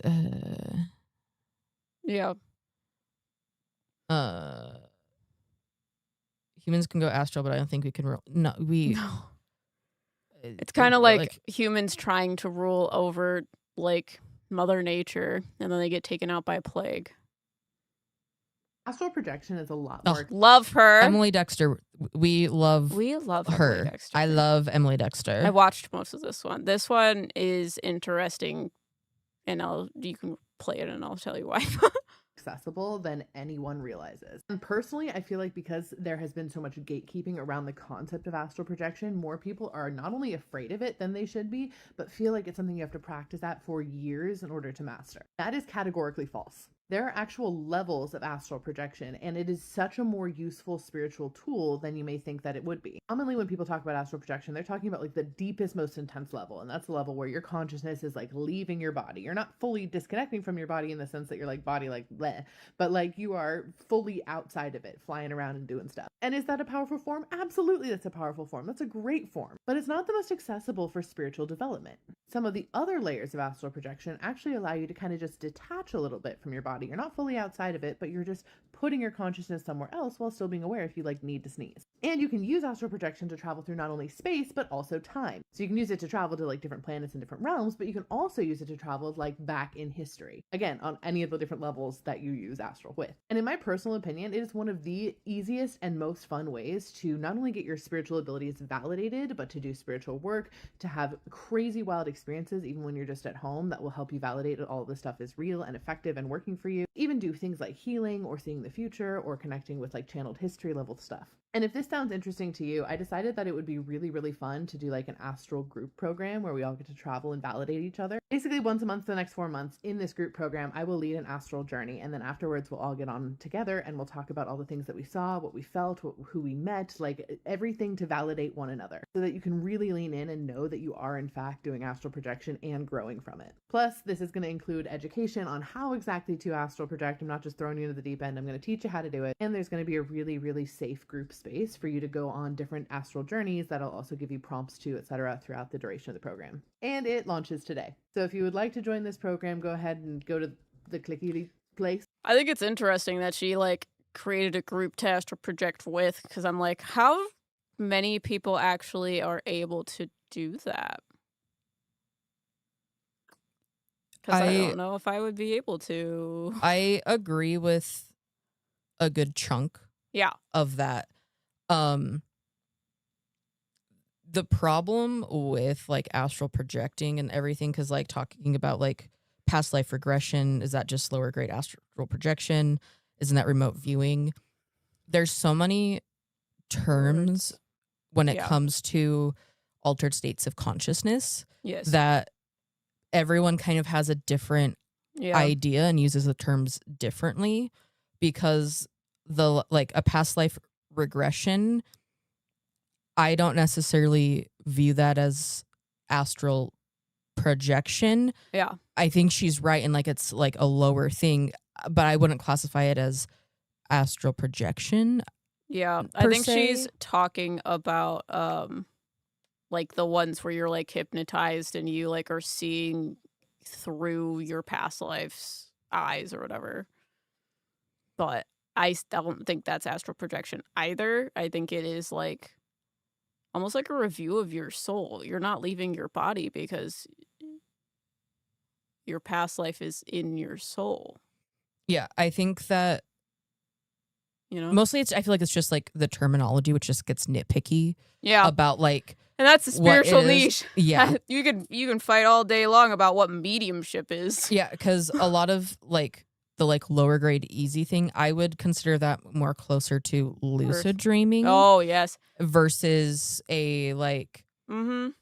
like astral, because how I view astral projection is the like your soul somewhat like leaving your body. Yeah. There's still varying levels of it. However, I think that it's I wish I still had that one picture Yeah. The, that we like- drew. I can like It's basically like a I mean, I can- expansion of the awareness of your soul. I can open Photoshop. But we talked about this with other people in like Discord and stuff about our concepts of like what depth you have to have or connection to the rest of your soul in order to be able to share this type of awareness in order to astral project. So most people soul cannot leave body, cannot compute with that. But it's kind of like if this is you, there's just this expansion of the depths of like your soul and where you can have that awareness. So like someone that has mediumship abilities versus someone that does not doesn't mean you don't have mediumship abilities. It means you haven't tapped into those things. You haven't broadened your awareness. It's there. It's possible. You just haven't broadened your awareness yet to that. So it starts there, it goes off and off and off and off and off and off. But Riker's making a good old silhouette for you while I talk. Oh, things. Darkness! Okay, hold on. We were just in the void. Did you guys like that? Sorry, guys, you're gonna be in the void one more time, To the void! just so I can like.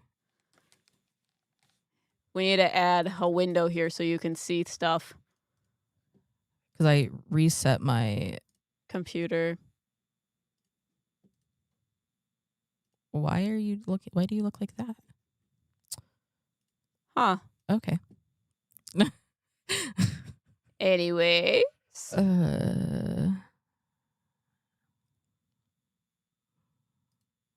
Let's try this again.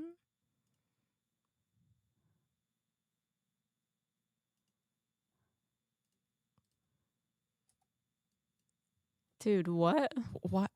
Why? Why is it? That doesn't make any sense. Huh? If I move it over here, does that? They're like, you cannot No. Okay, show people anything. I'm not allowed to show you guys. Never mind. I was gonna do a. We're going to draw you a diagram. You could draw on a piece of paper on the other side of our map of our car crash. I feel like that's not. Ingy. Yeah. Well, picking up is a different. No, it's not. Yeah, no, it's there. It's not picking You up can as a see different the window. like untitled document. It's just not showing what's in it Yeah, and I don't have the energy to deal with that during a live stream yet. So maybe in our next live, I'll figure that fix out. it and we can talk But about it. It's basically like if you're here, you just have like it like a radius going around you, like what do I want to call that? like an aura? layers of An onion. an onion. Sure, I was thinking of those Ogres. Ogres have layers. Jawbreaker. Yeah. There's something specific that I was thinking of, but I guess a jawbreaker would work too.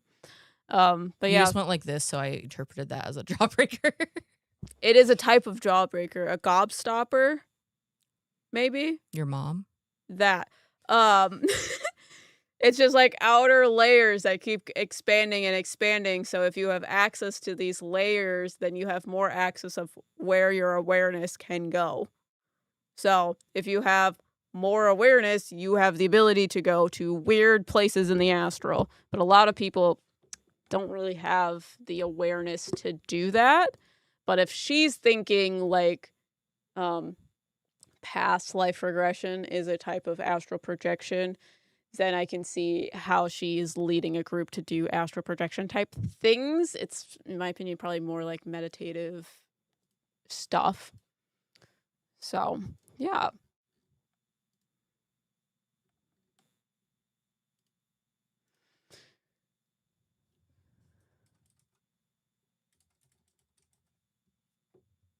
Oh, you're looking in there for like stuff that's gonna be so long ago, right?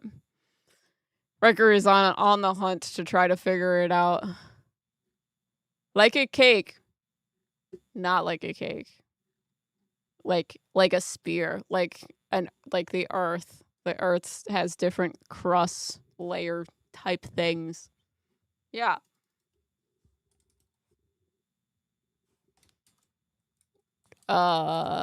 Yeah. Discord changed. Yes, it did. Curly. Yeah. Okay, I don't know then. I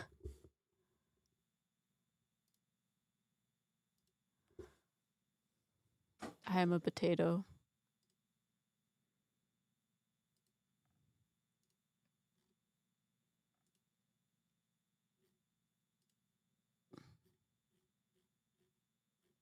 Trying to see if I can find it. Sorry, because I feel like I might have posted it in Discords Yeah, I at don't remember. some point, but I don't know.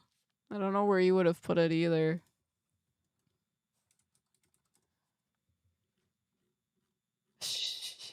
She.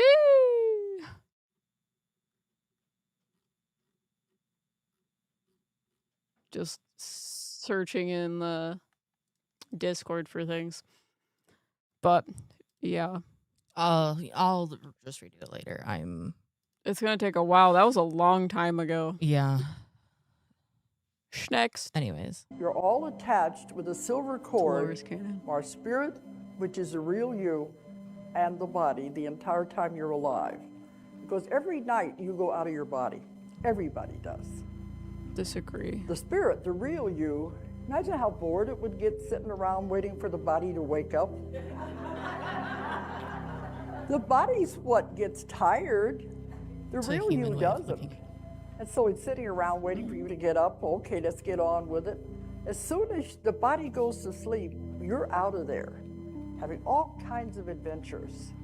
You're going to the spirit side, you're talking to your guides and your masters and getting instructions. Or you're off anywhere you want to go in the world, seeing people, looking in on them, whatever you want to do. Or you can go off to other planets, other dimensions. You do this every night, but you don't know it because, well, you're not supposed to know it for one thing, it'd be too confusing. But the only way you remember is if you have dreams of flying or dreams of strange, unfamiliar places. So we're off having all these adventures every night. And in toward morning, when it's time to get back to the body, we are connected with the silver cord the whole time. You're reeled in, so to speak. They reel you back in to where you're back in the body again. Then the body has to wake up and you're ready to continue your daily work. So whenever you actually die, you go through this energy source. At that time, the silver cord is severed immediately by the energy. When that happens, you cannot return to the body again. That's the spark of life. And Once that spark of near-death- life has left the body, it begins to deteriorate immediately. You ever watch someone die, you know something's gone, it's left. At that point, the body begins to deteriorate. Then you're on the other side and you cannot come back. The only way you have ghosts, you have people coming back and giving messages, apparitions, but it's not the actual person because they can't come back into the body again. You're all attached with. Dude, that was a roller coaster. What do you think about Dolores Cannon? I haven't seen enough of her to give a full, like... I have read a little bit of one of her books Because in the past. I feel like the most I've seen is her talking about the physical world being like the school or something, like the really hard school, and that's about it. Yeah. The book I was reading was it was very like, I think she's a trance medium. Oh, she's a trance medium. So she's done a lot of like deep trance work with Okay. people and like past life regressions and all sorts of things. I have a mixed, like, I don't fully have a formed opinion on her. I think that a lot of it is a very like old school Yeah. type of like spirituality way of thinking about it. Perception. Yeah. So I don't necessarily have a like full, I don't know. Yeah. Like I don't have really like much to say. I had someone I knew someone who was pretty into Dolores Cannon in the past, but Yeah, with this though, if her claiming that everyone leaves their body at night because your soul gets bored waiting for you to wake up, your soul is outside of physical time. It's not waiting around because it's not experiencing time in the same way exactly your physical body is. Yeah. So that's the thing. I'm like, that's a little bit contradictory. Yeah. I'm gonna just move on. I know a lot of things are going on in the world right now. We need to talk about the alien-human hybrid breeding programs. Now we're gonna get into some of mine that I grabbed. And now we're gonna talk about the human-alien hybrid breeding programs.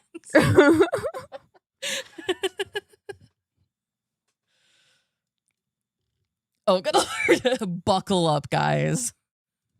I know a lot of things are going on in the world right now. We need to talk about the alien-human hybrid breeding programs because that's going to be really important in the coming up seasons, and I want to get my prediction in early so that you guys know that I know what the fuck I'm talking about.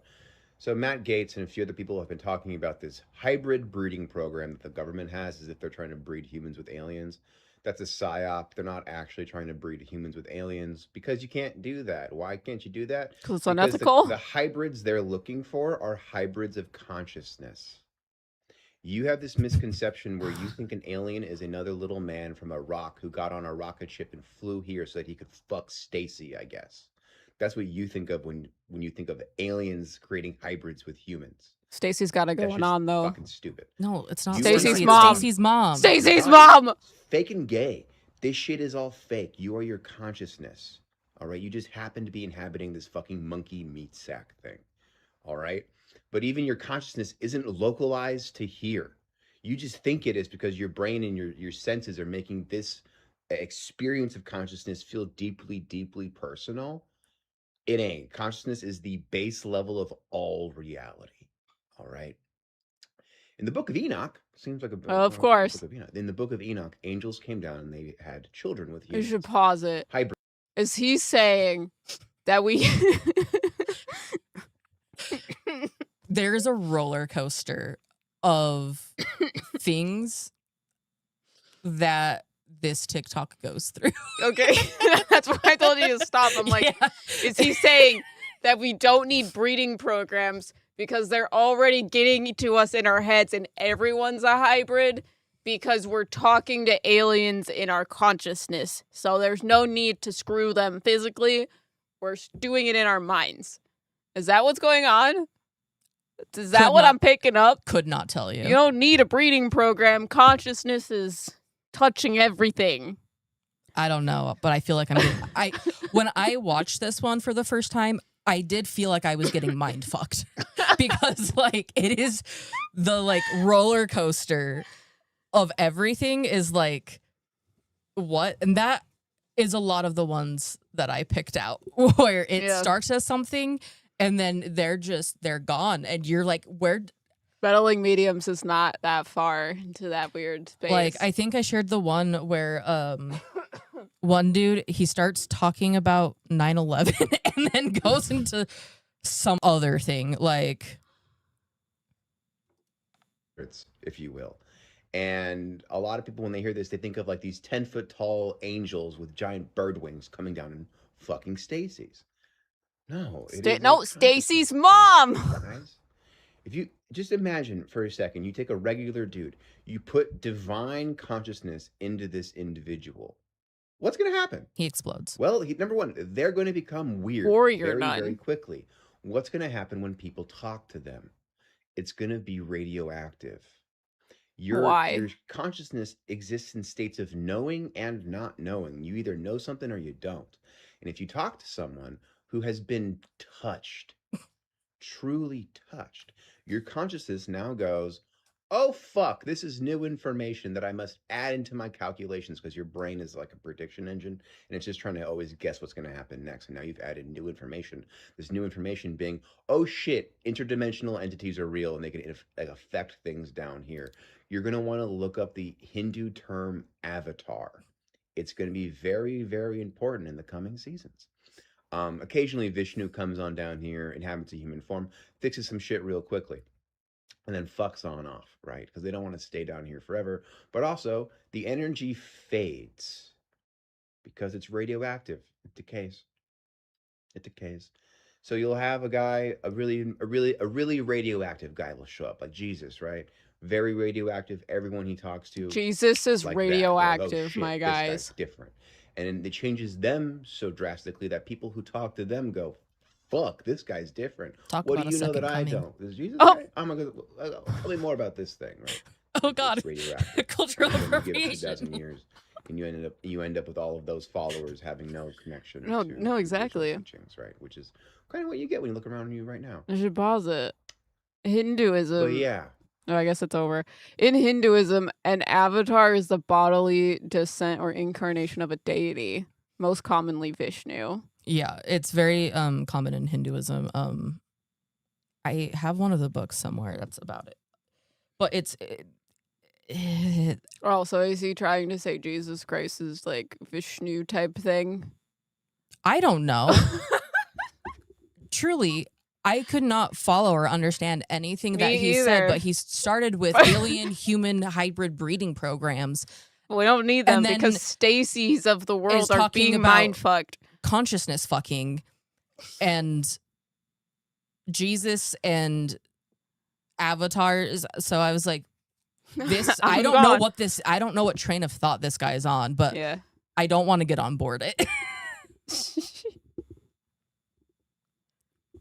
Stacy's Have you ever wondered what the U.S. government is hiding about psychics? Well, due to the Freedom of Information Act, you can actually find out. Type in psychics, and then all of these documents are going to come up that are unredacted about how the government uses psychics. Let's talk about the first one, use of psychics in law enforcement. Once you're on the page, you're going to click on the attachment. So let's read through some of this. So this whole file references controlled trials that they did with psychics. And in the report, they noted that the psychics had surprising precision, including one psychic who reportedly described a specific hidden location that later matched a real crime scene, while another psychic saw a body in a certain area, and then later they found a body that matched her findings. There's another section where it talks about the controlled trials for remote viewers, and they label it as achieving above chance accuracy in someone's ability to describe hidden objects or sealed targets. Some of the success rates were statistically improbable if due to random guessing. Some other things in here I found were like crazy or just like notable was that the psychics were beating technology. So they would describe it more accurately, not all the time, but more accurately than radar or aerial surveillance. There are psychics who can describe in this document the location of fugitives or missing persons, even if they're thousands of miles away. There were also trials documented in here that showed whether psychics could see events before they occurred. So they call it in here precognitive viewing, to which there was evidence suggesting it was more than chance that they were getting it. I mean, in total, this document just says that you cannot dismiss psychic evidence. CIA, you guys. Should I keep going? There are so many of them. Have you ever wondered? I like her. She usually talks about astral projection. She like astral projects to like weird places and has like weird things that she shouldn't know about places like on Earth, and then goes there and is like, hey, I found something, or like research and finding. I don't think she actually went to the places, but yeah. Weird. Yeah. There were no. Oh. Strap This guy's good. Strap in. This guy's good. No planes flying that day. That's the clickbait. Him eating. You watch him because he's moving. There's something in these chips. Definitely today. They put some extra stuff clickbait. in. Not only were there no planes flying that day, ask anybody on this planet, did you see those planes that day? They're all going to say yes. Okay, agree. I agree, yes. I did too. But ask them where and how did they see them? And every single person is going to say, on TV. Oh, you mean television? This is what I'm trying to say. I wasn't even trying to talk about that because they on the roof and I'm trying to get them off right now. Get off! There's no way. Is he talking about what I think? Yes. Yes. Yeah, no, he's talking about 9/11.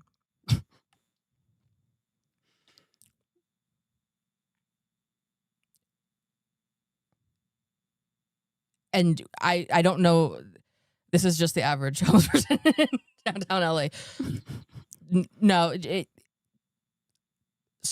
buckle in, because this video is not actually about that. Yeah. It also has 184,000 likes. You're welcome. Listen to me. We live in a portal.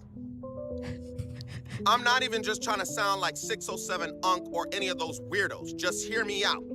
If you read the Bible, in order for a message to be delivered from the third heaven, from the commander-in-chief above, for you people, you Christians, you call him God and Jesus and all that stuff, right? I call him Yahuwah and Yahusha. In order for a message to enter into this realm, Yahuwah has to send it via an angel. Hear me out. Even when we pray, it's the messenger, or even in Psalms 91, where it's talking about the entire, Yahuwah will send an army to encompass around us. Just hear me out when I say this. I'm saying that when we pray, that message goes to the angel, and then the angel has to deliver it to Yahuwah. I know it sounds crazy, but first of all, it's a beautiful thing. That's where you get the definition of chain of command. Let's keep it perfect. What I'm trying to say is, when you look at Daniel, when he was upheld or the angel was upheld for 21 days, why do you think that the angel was upheld for 21 days, or the message was upheld for 21 days? It's because the message that was being sent from Yahuwah, from the third heaven into the second, we're talking portals, realms, come on, from the third heaven into the second, and then into our atmosphere, the first heaven, it has to go, the angel has to bring it. The person who was bringing it was the angel Gabriel, but he got upheld. So Yahuwah had to send who? Michael. Because Michael was way stronger than the Prince of Persia. So you're like, wait, so what does that have to do? Why are you talking about there were no planes or anything like that? It's because I'm trying to tell you that these wars are not just fought over, we wrestle not against flesh and blood, but against principalities. And now he's going to tell you why we're actually bombing Iran. Ah, yes. And rulers of darkness. What I'm trying to tell you is y'all think we went to war just because of what happened that day. And I'm trying to tell you that was all false. It was a reason to go into those 3 places, such as Iran, which is also known as the Prince of Persia, also known as Babylon. Look it up. You will find out that back there on my birthday, September 11th, 2001, you will find out that the reason why they went in there was because they found the damn Stargate. He's a Virgo. They found another portal. And on top of that, they found the body of Gilgamesh. How do you think the Antichrist is going to be coming into this place? And I'm trying to tell you that what's happening right now over there in Iran, you think it's just... Oh, the Antichrist is coming in through a portal in Iran? It's not. It's another message that needs to be delivered. What, the war is? Upheld. And all of these principalities know it. Even the world leaders know it. But you too slow to understand it. Why are we bombing Iran? Is it because there's a portal to the hell? Because they have a Stargate. And that's where the Stargate is a portal type thing. Is coming. It's not just to hell, it's just in general. Is the Antichrist coming through it? I don't know. Okay. But there's a Stargate. Yeah. And we figured also out the body of Gilgamesh. Yeah. But we figured out a Stargate is like a portal type thing, right? I think so. Yeah. Because that's a new one that I have never heard before, a Stargate. Because that's related to like starseed type talk, right? New Age talk. I don't know. I don't know. This was just a roller coaster of what this is the not fuck. our flavor of spirituality, as you can tell. So we're like, what's going on? The only Stargate I know is the TV show. This is mine. I didn't watch all of it. Child. If this is the type of content that you're into, feel free to follow along. Black Eyed I post a Children. scary story every single day. And for reference, I did share the story a while back when I had like 2 followers. I figured I would go ahead and reshare it now. This happened when I lived in Georgia. It was late at night. I was up watching a movie when I heard somebody knocking on my door. It was me. For whatever reason, my gut instinct told me not to open it. 1, it's creepy for anyone to be coming to my door so late at night. But 2, You're I just millennial, had this maybe? gut-wrenching feeling that something was We don't wrong. answer the door. I'm like, I don't answer the door if it's the middle of the day. Yeah. Let alone at Leave. night. Go back to work. That's why I have a Ring doorbell. I'm gonna look at to see We're who gonna you are stalk and you. be like, And then we're leave. still going to be like, actually, we're not going to answer the door. But we know who's at the door. Mm-hmm. We're just not coming to the I door. ended up getting up from the couch and I got near the door trying to figure out who was out there. And before I could even open my mouth, the person standing behind the door knew I was standing there and said, "Hi, ma'am, I'm just here selling some magazine subscriptions. Can you please let me in?"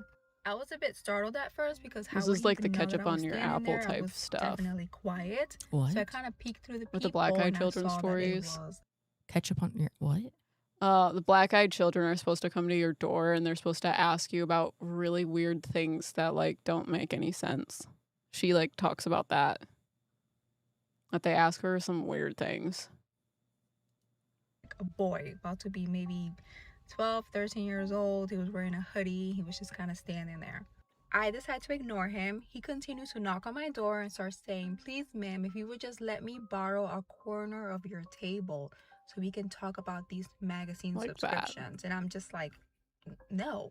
And he's just knocking and knocking and knocking until he gives up. He turns around and he goes right across where my neighbor lives. And my I hear neighbor when he died. knocks on her door and she opens it. The minute she opens the door, I hear the boy say whatever it was he was going to say to her. And all I hear is her scream, say, "Honey," like calling to like her husband. And then she just slams the door shut.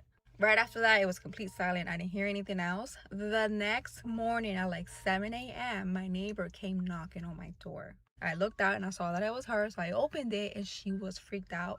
And she begins to ask me if a boy had been at my door the night before. So I explained to her and I said, yes, somebody knocked on my door and I saw when he knocked on your door. She then goes to tell me that when she opened the door and he started to talk to her, she saw that his eyes were completely blacked out. Like even the white parts were completely blacked out, and she got this gut-wrenching feeling that her first instinct was to yell for her husband, and she slammed the door shut.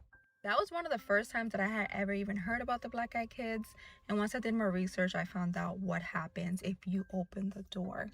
So Black Eyed Kids bring death, they bring chaos, they bring sickness, they bring loss of money, loss of income, loss of job. They just bring the worst of the worst. Thankfully, she did not allow him into the house, but she did answer the door. So unfortunately, it cost her marriage. Like her and her husband ended up breaking up. It was a horrible divorce. She lost everything. Like everything just horrible. So word of advice, if you ever hear a knock at the door, Never answer the don't door. answer it. Clearly. Yeah, but the story with the black-eyed children are basically there are these like weird children that like eyes are completely blacked out, which is why that's what they're called. But they show up at your door and they usually ask you like weird things because they're not supposed to be humanoid. So they ask you like weird questions like, can you open the door? Like, I need ketchup for my apple. Things that like don't make any sense. So like her saying, I need a corner of your table to talk about magazine subscriptions. And then if you open the door, a lot of times you'll end up getting like cancer or like a sickness, and then you'll end up dying. So yeah, that's kind of the myth of black-eyed children. I always just think of black-eyed peas. I'm gonna be so. I do too. Black-eyed peas. Black-eyed peas are coming to your door. That's I scary. would open the door. If Fergie was at my door, I'd open it. Yeah. Do they knock and say, answer me these questions 3? Yes. You guys know the United States Navy has a... Oh, guys, psychic attack dolphins. Get ready.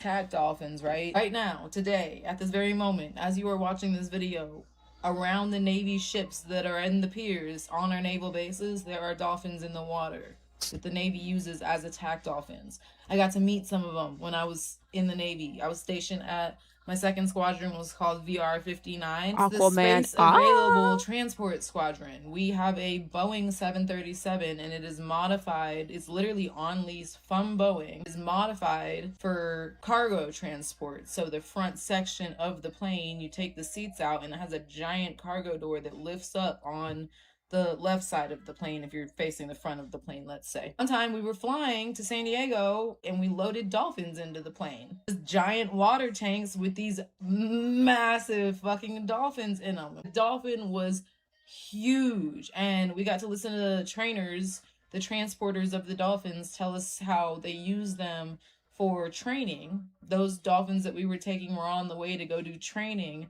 at BUDS for the Navy SEALs. They take them out into the bay and they have them practice with the dolphins and basically play hide and go seek. The dolphins are trying to find the guys and they're trying to avoid being seen by this dolphin. They tag the dolphin with light so you can see the dolphin. They have glow sticks on the dolphins. You can see where the dolphin is in the water, and they are trying to avoid being captured by the dolphins. And then whenever the dolphin sees them, finds them eventually, no one probably ever wins against the dolphin, comes up and tags them. It actually hits them, which is crazy because the dolphins could kill them for real if they wanted to. That's what the dolphins are literally being used for and trained for. If they were in the port and someone was going to try to come up and hurt one of our ships or do damage to one of our ships or any of our personnel, the dolphins could literally kill the person. But they come up and they just like basically hit them really hard because they're extremely intelligent creatures. But we have dolphins that are specifically meant to attack people. The United States Navy,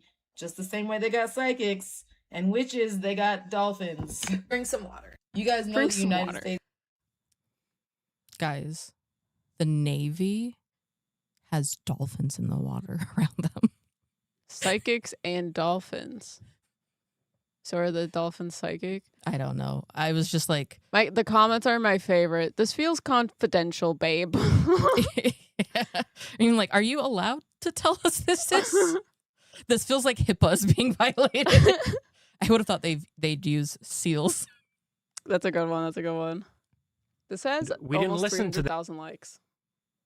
Oh. I can't see how many people watched it, but CIA remote viewer soul trapped on the moon. I told my mom about this, and she was like, "Is that why everyone says there's a man on the moon?" Right. And the last viewer that we sent up there, his soul is trapped on the moon. His body is in a coma in a special medical facility run by the CIA, and his family has been given like medical compensation or whatever. They told him, like, they told his family that the guy had died in the line of duty or whatever. And he's been held in stasis for years and years as they wait for his soul to come back from the moon. How do you know Where they leave apparently into the moon? there's the capacity to lure and trap somebody's consciousness, which they finally did to one of these CIA remote viewers. This after sounds like the repeatedly Fey telling realm. them not to surveil whatever's going on up there. Strange. We had a guy on here named David Morehouse. Oh yeah, yeah, yeah. He was he was a remote viewer, a part of he was a part of these programs for a long time. I think it was in the 70s. I read his book Psychic Warrior. Psychic Warrior. Early on. Yeah. And he said that he remote viewed the moon and there was nothing. He's like, it's all bullshit. There's nobody there. I don't know whether he was being blocked or what, but I can tell you some other things about the moon that are much creepier than a city on the dark side of it. Well, and here's another thing. If there was a city, why is it only on the dark side? Well, because people haven't seen it. Away from us all the time. So because whoever built it doesn't want us to see it? Of course. Of course. That's the convenient place to put it. There's also another reason that's technical. On a which first is date. that if you... I want to know what this man says, considering the Artemis 2 just went and saw the other dark side. of the moon with their There own wasn't a city. eyes. But also, we never actually landed on the moon, obviously, so... Yeah, they If didn't you actually put- go to the moon, probably. You know, we've been studying this in terms of potential lunar colonization. That if you put listening telescopes, you know, like the Arecibo dish, stuff that's meant to convey signals across space. If you put it on the side of the moon that faces the Earth, there's too much interference with radio signals coming from the Earth. So if you want to have basically interspace communication from the moon to elsewhere, it's better to put something on the side that always faces away from us, so that you're not bombarded with radio signals that are being transmitted from the Earth. Right. That's a technical reason why you would do it, but mainly I think it's, you know, for concealment purposes. Oh, okay. Okay, but the story of what's going on the moon is a lot more.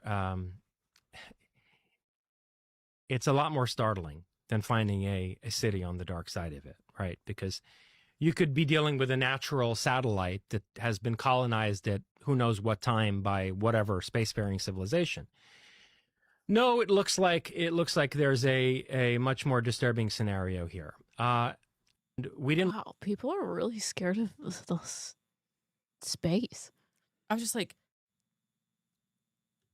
the soul member or the soul of a CIA remote viewer is trapped on the moon. And I just like the other guy being like, well, I talked to this person who said it, and he said that there was nothing there. And it's like, well, I don't know if he's getting blocked or. Yeah, there's always a reason. But I'm like, that also gives vibe of people like getting lost in the Fey realm. It's just like explanations of why people are in comas. It's just like. But I'm like, I find it interesting that this man isn't also talking about people living inside of the moon, or the moon is like a spaceship, or we're talking about like Atlas. What is it that the Three-Eyed Atlas? Yeah, The Three-Eyed comet. Atlas. People think that's a spaceship too, like hollow Earth theories. You know what I mean? Okay, so black-eyed children, they are sometimes called black-eyed kids or BEKs. And This one they went are viral. I saw this one. Well, I guess not. It only has 17,000 likes. I don't know. You're welcome. That's it.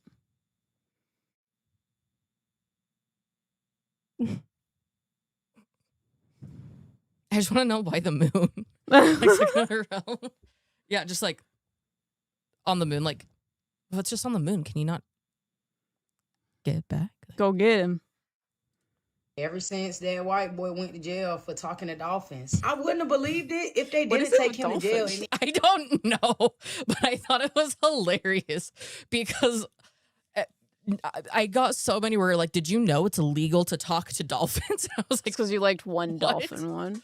Amazing. Training your kill algorithm. almost Psychic 40 damn dolphins. dolphins. How the fuck would y'all know he actually talked to dolphins to arrest him for talking to dolphins if you didn't see the shit? You know he talked to them bitches and that's why he's locked up. So I started to deep dive because I got a fucking brain and I use it. So I ask, why is it illegal to communicate with dolphins? Many people believe dolphins aren't just animals, but highly evolved spiritual gatekeepers. Oh, dolphins are or starseeds. extraterrestrial consciousness living in our oceans. It We've got suggests it that wrong. dolphins and whales are actually starseeds from the Sirius B star. That's one thing about them Africans. How they know did about they them get stars. here? And don't nobody got a damn telescope. That's what be fucking me up. They don't even got shoes on. They know how far a fucking star is and the name of it. Here go another reason why we can't talk to them, y'all. There's a widespread belief in the New Age community that dolphin echolocation has a physical.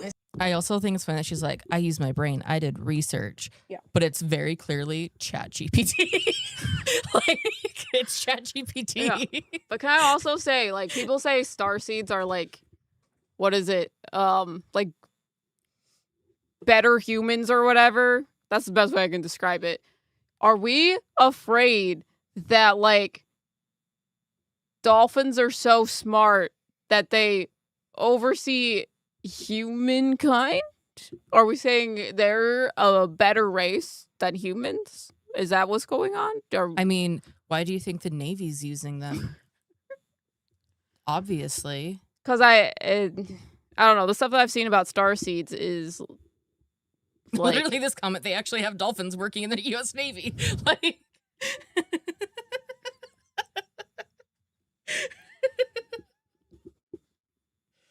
is anyone in the U.S. Navy? Have you worked with dolphins? And are we just dumb? I think I know someone who. Do they work with dolphins? Not that I ever fucking heard of. Yeah. Spiritual effect on human DNA. Some esoteric historians, esoteric means only like a specific group of people know this knowledge. Esoteric historians believe dolphins are the descendants or spiritual successors of a lost civilization of Lemuria. Lemurians were supposedly highly telepathic and lived in total harmony with nature. Fuck these guys. As their continent sank, they transferred their consciousness into the kingdom of the dolphins and whales to preserve their wisdom until humanity was evolved enough to communicate again. Evolved enough? How the fuck we supposed to evolve when they got us on ChatGPT? We're not gonna evolve because guess what, dolphins? They doing shit to our mind. They got us drinking fluoride every fucking day, calcifying our pineal gland. They fucking us up, so we can't click with y'all. We can't click and do all the clicking and do all that cool shit and all that. We'll go to jail, we talk to y'all. Then I ask, why do they use dolphins to help women give birth to a baby? Sonic scanning. The most common belief is that dolphins use their echolocation or their sonar to scan the mother and the unborn baby. Believers say dolphins are naturally attracted to high frequency vibrations of the fetal heartbeat. If a pregnant lady get in the ocean and dolphins start swarming her ass, that's them dolphins, baby, now. See, and that's terrifying because dolphins are dangerous. They're very dangerous. You shouldn't be giving birth next to a dolphin. And scary. Like, they are like evil fucks. Like, stop using ChatGPT to tell you about spiritual things. It will make you go into spiritual psychosis. Well, what gets me is this person is like, we can't evolve because they got us on ChatGPT, as they're using ChatGPT. Yeah, ChatGPT is not a good source for things like this. Like, what? ChatGPT can be very harmful, which is why I'm saying that. I'm not saying she has spiritual psychosis or I'm not diagnosing her at all, but I'm like, doing this type of thing with ChatGPT can lead into spiritual psychosis type things because it will confirmation bias you until infinity, even if it's wrong. Beyond. So it just wants to validate you. It's not going to give you factual information 90% of the time. It's like, so maybe they're when you're just doing that. trying to make a fish version of Grey's Anatomy or The Pit. Have you thought about that? Yeah. They the daddy now. They claim the dolphin sonar can detect complications or even help retune the baby's nervous system during the stress of labor. Motherfuckers. And before I close out, I just want y'all to know that dolphins are essentially the aliens of the ocean. Their intelligence is so sophisticated and different from ours, many scientists argue that they should legally be classified as non-human persons. Long live Gerald, man. Free that white man. Them motherfuckers stole him and they did make him build fucking condo. Ever since.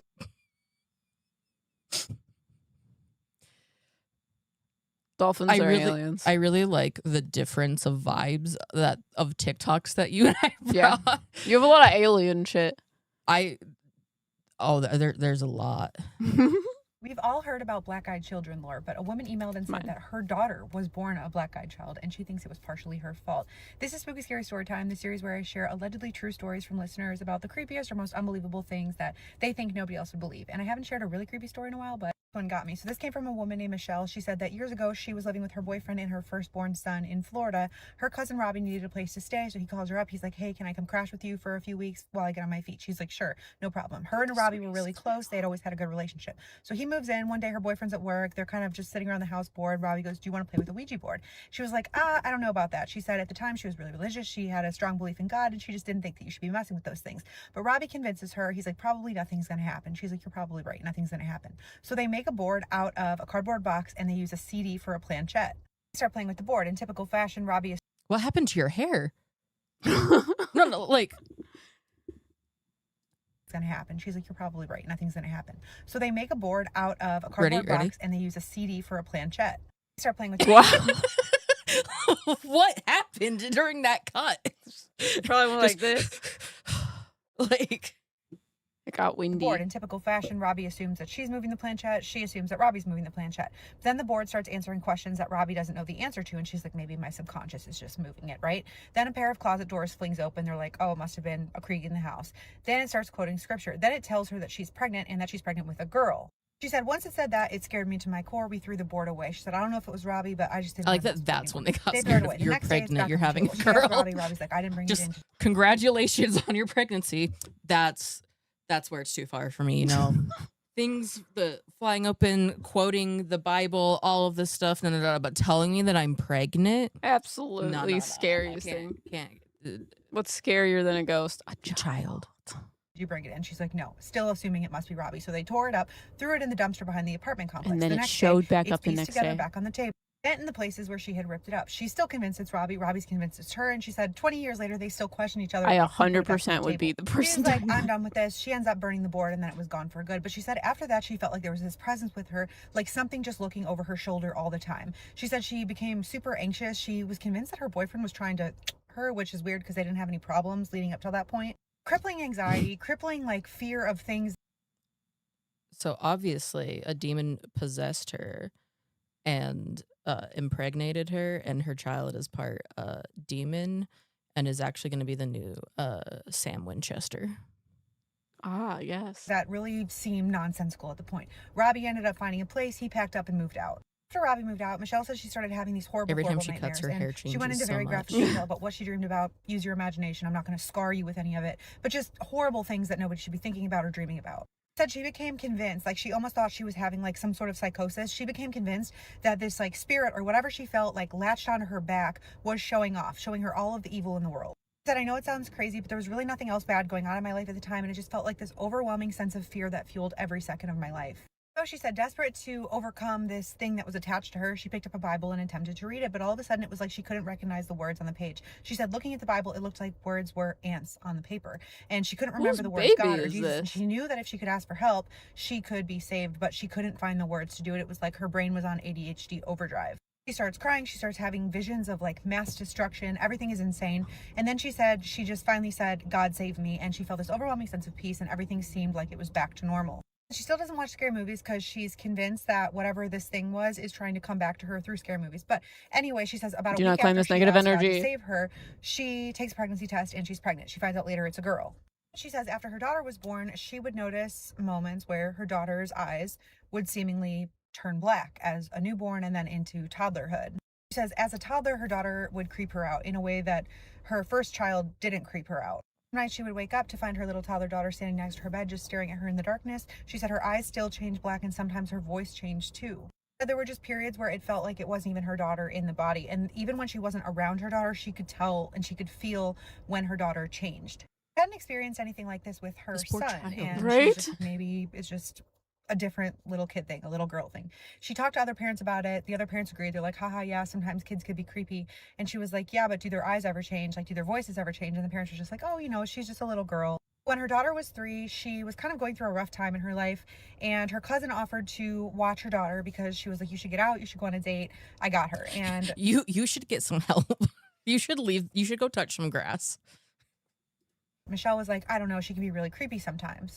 Cousin, not knowing the extent of it, is like, no, all kids can be creepy sometimes. And Michelle's like, no, she can be really creepy. And her cousin's like, please, you need to get out. You need to go on a date. So she goes reluctantly.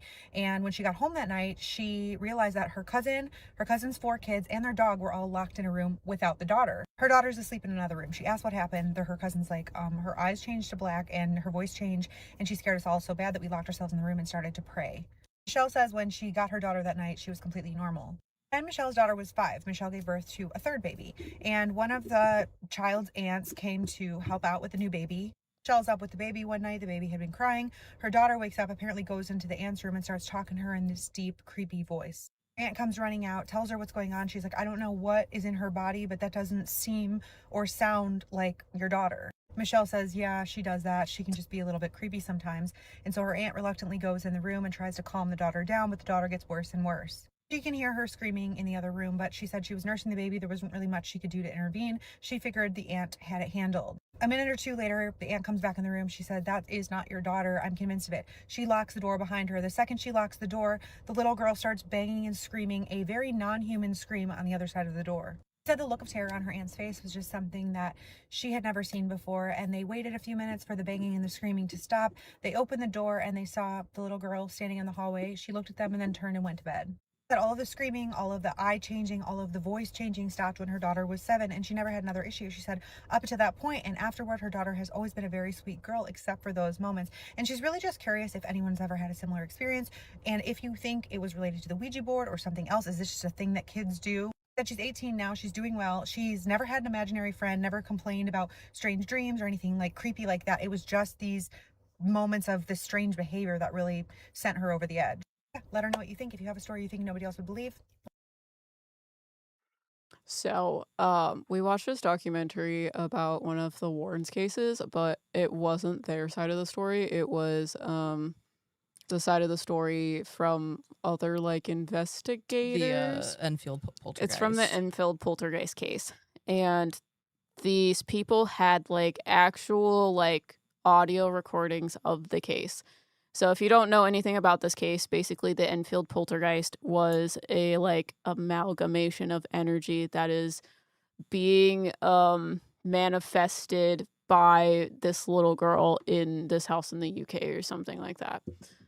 And the recordings that this documentary was talking about, it was specifically about this one little girl, I forget what her name is, and she all of a sudden just starts like talking, but like talking in the back of her throat. It's like really like scary, like demonic. Yeah, and Not basically like that, but yeah. And basically they're claiming, the people that they're doing the research, that it's not human. It's not something a little girl can do. It would like hurt your voice if you continue to do it over and over again. But at the same time, there's also a recording where they're talking to this demon that is supposedly possessing this little girl. And the man was like take a cup of water and hold it in your mouth, and it will prove that it's not you talking, that it's this demon.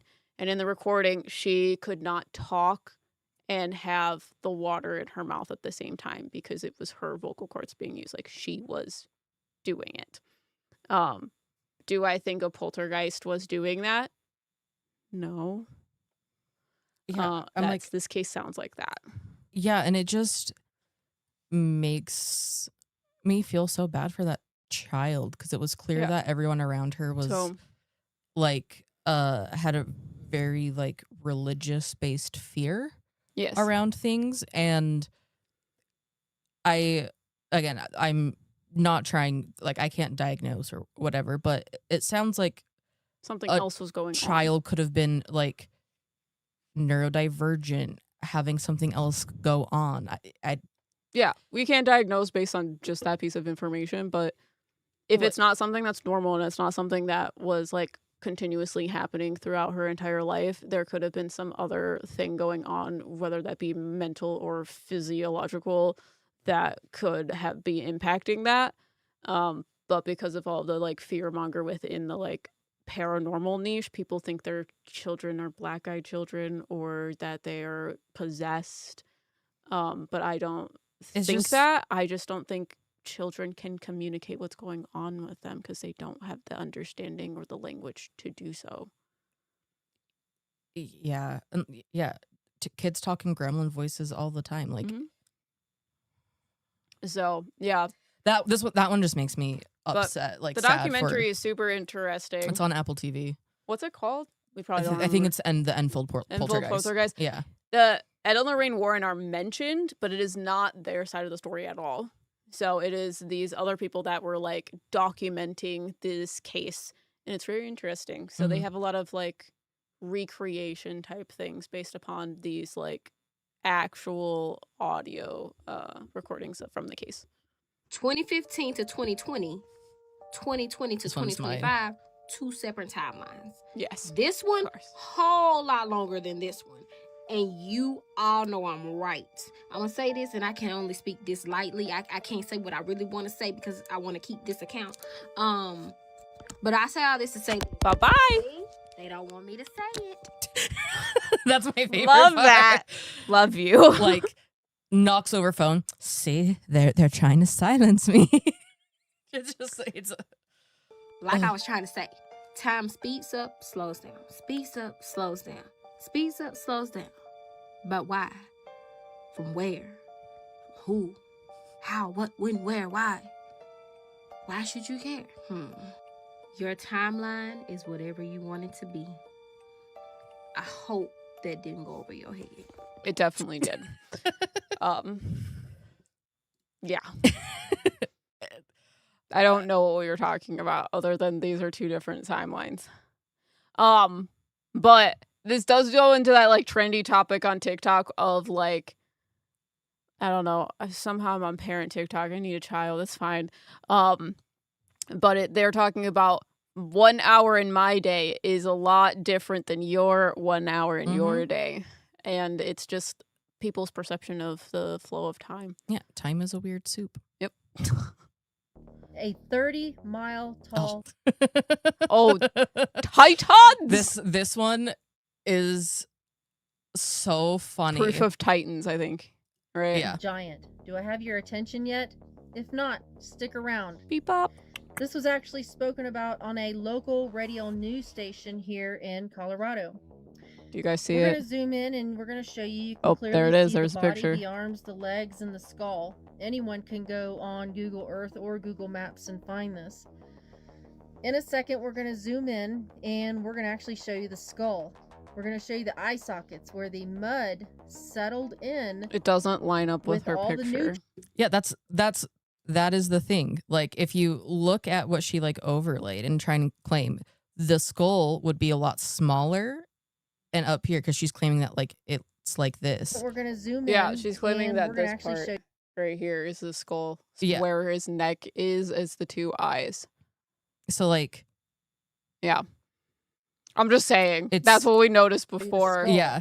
We're going to show you the eye sockets where the mud settled in with all the nutrients, and you can see how green everything is growing inside those sockets. So theoretically, around the its sockets, head you would can have been clearly see too the big for its skull, body. the bone, where Proportional. nothing is growing. But if I We haven't are seen a what touring is it? company here in Colorado. where Pareidolia? Yahweh Is it pareidolia? Pareidolia. Yeah. Where you see faces and Yeah, things? it's- That it's- is that for sure. It's pareidolia. This is like mountainous terrain, so like pockets where it's not filled with trees and everything is normal. Yeah. There's runoff. Like, it's so petrified giants too long. like It's interesting how the human mind does things. yeah. But watching it, I was just like, why are the legs like that? But like, Clearly see the body, the arms, the They're legs. broken. like Becky. how is that the skull and this is like the body? Like, skull. It doesn't make much sense. It doesn't match. Yeah. Proof of Titans. But there you go. But yeah. Purgatory. Do you have a sister that died? This one's mine. Heavier. This Moon's one's going controversial. down. She's in a lower vibrational state. She's in purgatory. Sadness is a cancer. You make sure to put a candle up specifically for your sister. Put her photo out. Light it every day if you can. Tell her how much you love her. Tell her how much you appreciate her. Because when I talk to her, she is sad. She's just learning how to bring herself to the light. I'm stitching this video for educational purposes. Sadness is a cancer, which is why mediumship needs to be used responsibly and not actually spread sadness by telling people that their loved ones are in purgatory without any actual evidence of this. Mediumship requires responsibility of what we say, how we say it, and understanding the impact of what we say to the clients that trust us with their vulnerability. Can you imagine being that woman? Being someone who's coming to a medium, who's paying top dollar to see a medium, who asks for a photo, for a full name, your birth date, months prior to a reading, to then be told your loved one is in purgatory and that it is now your responsibility to make a candle and pray for her and think of her to help her. That's your job now because she's not okay. Purgatory is a belief system. And my mediumship students who are in foundations, the foundational understanding of mediumship, know the importance of stepping outside of their belief system and their ego and their own mind interpretations when delivering evidence from spirit. Because when you do not learn how to properly step out of your own ego and your own mind, your own belief systems around evidence, you can misinterpret things like saying someone is in purgatory because they are trying to tell you evidence of their life, of the sadness they went through when they were here, and misinterpret that as how they are feeling now. The job of a medium is to show a continuity of life beyond physical matter, that we continue on and that we are, in fact, actually okay on the other side. I didn't watch all of it. I mostly want to talk about the concept of purgatory. Because same version of hell and heaven, you go to these places if you already have a preconceived notion of that. You know what I'm saying? Yeah. What is your viewpoint on purgatory? Because I do have one based upon things that have happened to us. I don't know. My opinion about things like purgatory, hell is I think that they are places like planes. Yeah. But I don't think that it is places for humans. Or it serves to punish. Yes, I feel so much of it is about punishing that's for very human negative. things. I don't think that there's inherently good or bad. I don't think that that carries over in anything. If anything, it'd probably just be a lower frequency, but that doesn't mean that their soul is being tormented or anything. I don't think any of that happens. Yeah, so this medium is the medium that I talk about a lot that doesn't believe in demons and stuff like that. Oh, not her, the redhead? The other one. This her. one? Her. Okay. Yes, her. The other one is the one I was talking about last time where she shaved her head and she had a near-death experience, and she has constant near-death experiences because she struggles with a chronic illness.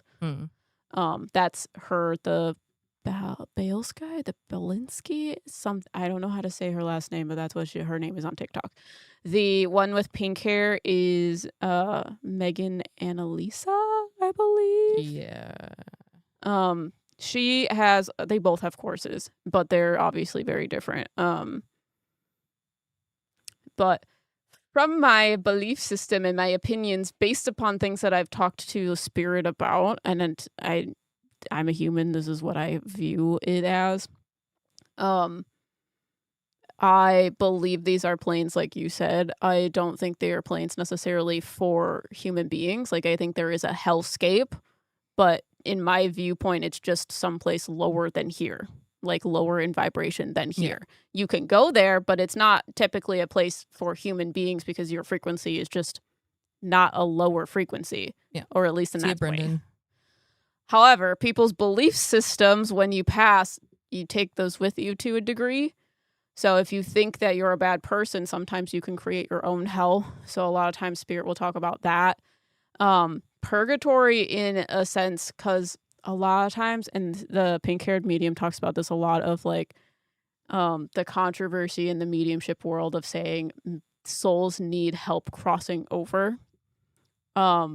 she doesn't think that that's a thing, and for a very long time I didn't think that was a thing until we met certain souls that like felt like they needed to, you know what I'm saying? Yeah, I think it's complicated. egotistical to think that humans are the only ones that can cross souls over. Yeah. I think that there are somewhere like like Stonewall that Yeah. understanding, but like it wasn't just us, other spirit Yeah. came in to also assist. Like But I it don't can happen, but it's not. It's a case by case. It's not a like.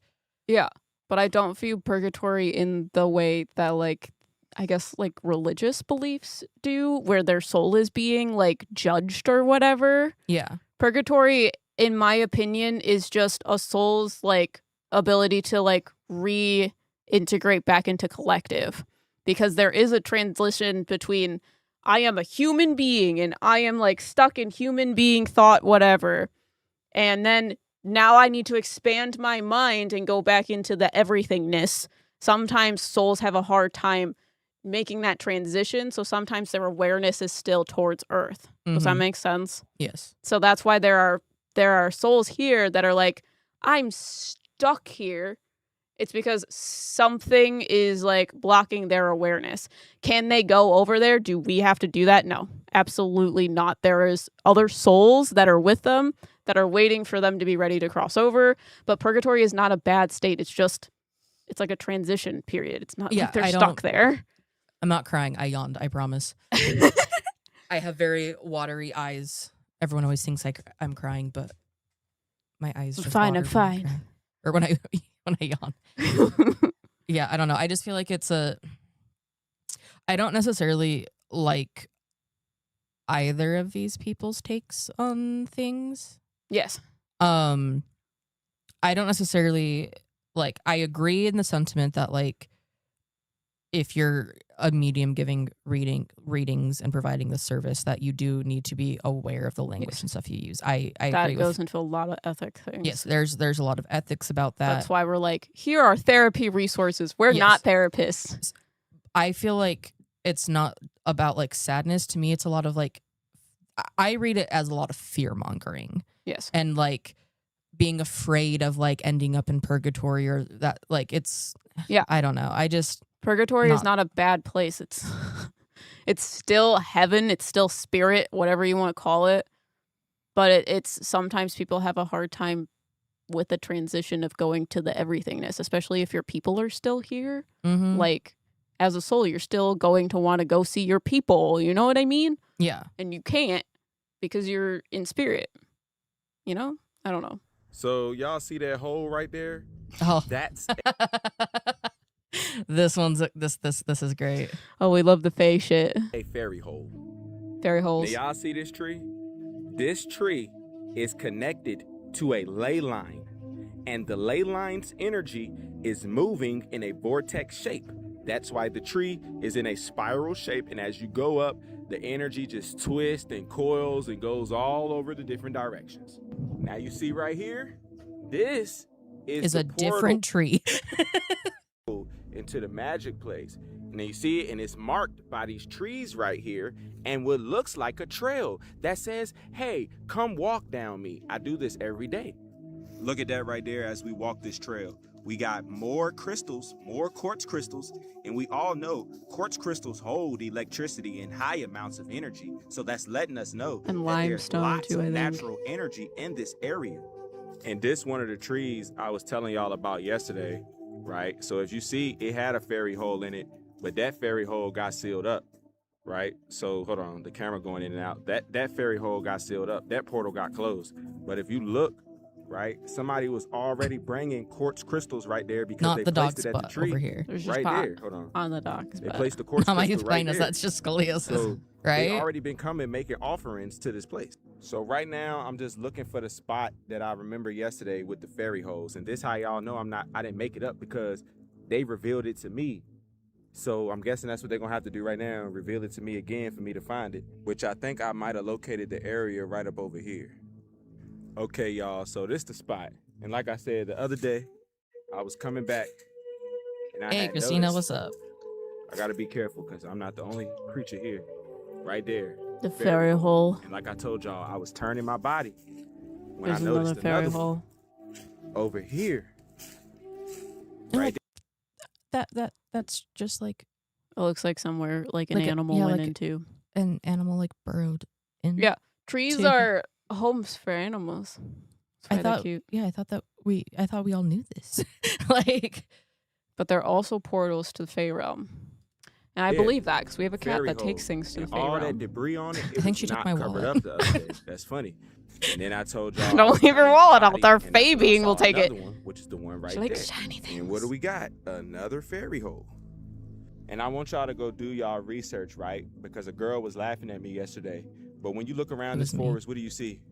Oak trees, oak trees, oak trees, maples, stuff like that. Fairies are known to love and inhabit those type of trees.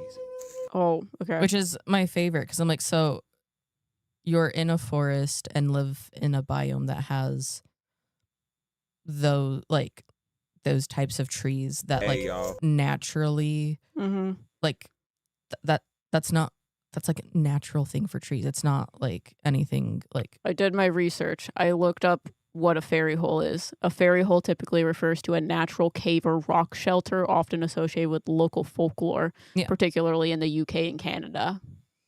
Yeah, and like not even trees, like caves. Don't get me wrong, like I love like the we love this shit. I love like the like fae and stuff like that, but it's I don't know. I told my niece that my fairies come in and tangled my hair together. Got fairy locks. Yeah, I'm not against like. We believe in the Fey realm, fairies, whatever. But you know, yeah. My dog just stepped behind the tree and literally disappeared in front of my eyes. I'm about to head out of here so I can get this video posted. Are you going to go get your dog? No, the Fey. Did he go into the Fey realm? What timeline are you from? Mandela effects. Rage bait people with some Mandela effects. CIA, this isn't a good faith question. It's a trick question, but I'll level with you. First of all, these people are always the cops, the CIA. This isn't a good faith question. It's a trick question, but I'll level with you. Earth Prime, Earth Prime 2.0, which means my timeline crashed. Okay. So there was an incursion in 2020 with the pandemic. Okay. Everyone started dying and we transferred to this one. Now, since then, there have been an onslaught of people coming from other timelines to this one as well. This is now the sacred timeline. But to answer your question, Berenstein Bears, the Monopoly man, had a monocle. He always had a monocle. Shazam with Sinbad, Fruit of the Loom with the cornucopia. We never had the moon as the Cheshire Smile, ever. Ever, never. Ruben Studdard was alive when we left that timeline. And the red solo bowls, never had them. We never had the red solo bowls. I was not from Only this the red timeline, I solo think. cup. And most importantly, before I go, Luke, I am your father. I am the baby pappy. Where are you from?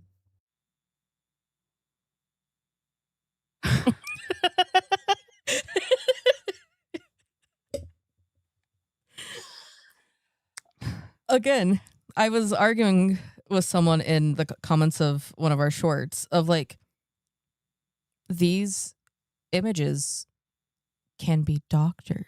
Yeah. Like that can be photoshopped.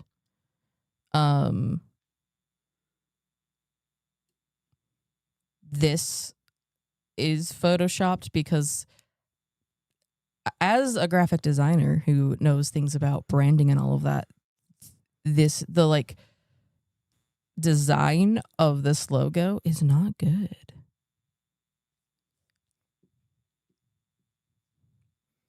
Like it's like all of like these types of ones that are like, oh, like we don't remember like these specific things. Remember the solo bowls? Is that a thing? I have never seen something like that before in my life. Red solo bowls. Oh my god.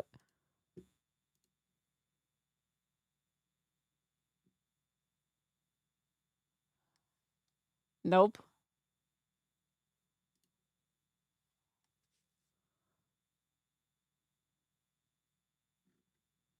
Yeah, I don't know. I think a lot of Mandela effects are confirmation bias. If someone says, hey, wasn't it like this? Your mind is privy to question it, you know? Red Solo bowls are still manufactured and widely available. It's not a Mandela effect. It's still real. Yeah, but we're on the wrong timeline, I guess. But also, here's my logical explanation for it. Yeah. The reason that like the red Solo cup kind of became a popular symbol and everyone knows about it was a lot of like college culture, like beer pong, like drinking, things like that. Like, yeah. I don't like, I've never like, I didn't hear about them until this, but it's just a plastic bowl and it's just made from the same, it's just made by the same people who make No, I think the that's red Solo pretty funny. cups. I've just Like, never seen something like that. yeah, like apparently it was like they were created and it's been around since the 70s. Oh, like, but I just don't think that it's not a Mandela effect. It's real. So it didn't go away. It's still happening. 5 years ago, I performed a demon summoning ritual for podcast downloads. Oh, I love this girl. Call upon a demon. Do you risk ruining your life for 5 years? 10 years? The rest of your life? I've worked with the 72 demons of Goetia since 2017, and I've This is taught go over fucking 500 follow her. people how to do demon magic. So I feel as though I am uniquely qualified to speak about this topic. And obviously, my experience has been the polar opposite to this poor creators, because instead of my life going to shit, This is 8 minutes my long, life so has we been don't need to blowing watch up all year of it after either. year after year, and part of it is because I do demon magic. I've done hundreds of demon rituals since 2017. Hundreds. So I let's wanna talk be about some of the her. best demon magic practices that I've done, which I think has helped me have a really great experience with demon magic. Number one, I don't think that demons are real. I'm an atheist. If you look on my page, I have a playlist. She's called fucking Atheist cool. Witch. You'll see that the way that I work with demons is that I think that they're actually psychological archetypes. Now, I've made yeah, we love her. We love her. Go follow her. Her like approach to like demon work and everything is very unique. It's so cool. From like what I'm used to seeing. Yes. And like I don't like 100% like agree with the like semantics of like, are demons real? Are they not? But like it is a cool concept. But I do think that I think a lot of magic is also psychological and playing into those things. Like she's super cool. I love her. She has individual thoughts about her practice, and it's interesting because I'm like, how does it work for you then? What are your beliefs? What can you do? What has happened? I need to know everything. Please tell me. I can't listen to a lot of music because Fallen Angel music. This one's all mine. I hear is fallen angel music. Like when I'm listening to the words, I'm like, this is a love song to a fallen angel. This is a fallen angel like speaking through this person. Like it's all I can hear, and I can't enjoy the music. Even songs that are supposed to be like positive or like, you know, make you feel happy, I can't enjoy it. I was listening to Pocket Full of Sunshine by Natasha Bedingfield, and I was really like listening to the words, and I was like, this is fallen angel music. Iris by the Goo Goo Dolls, Locked Out of Heaven by Bruno Mars. That one's self-explanatory. I am so happy that it seems like so many of God's people are starting to come to this conclusion. My discernment went from here, like, through the roof. Like, you can hear God so much more clearly when you stop listening to that music. I am 1000% convinced that they are tuning people to a frequency that puts you outside of God. Like, God can reach you, but you can't hear him. Like, when I found out Jack Johnson was a fallen angel, I was so sick. What? That's a comment. Oh, just wait Okay. for some of the ones. Don't you worry. We're there's a dude who's like like a big part of his account is comparing celebrities' faces and proving that they're fallen angels. Right. Okay. Lock in.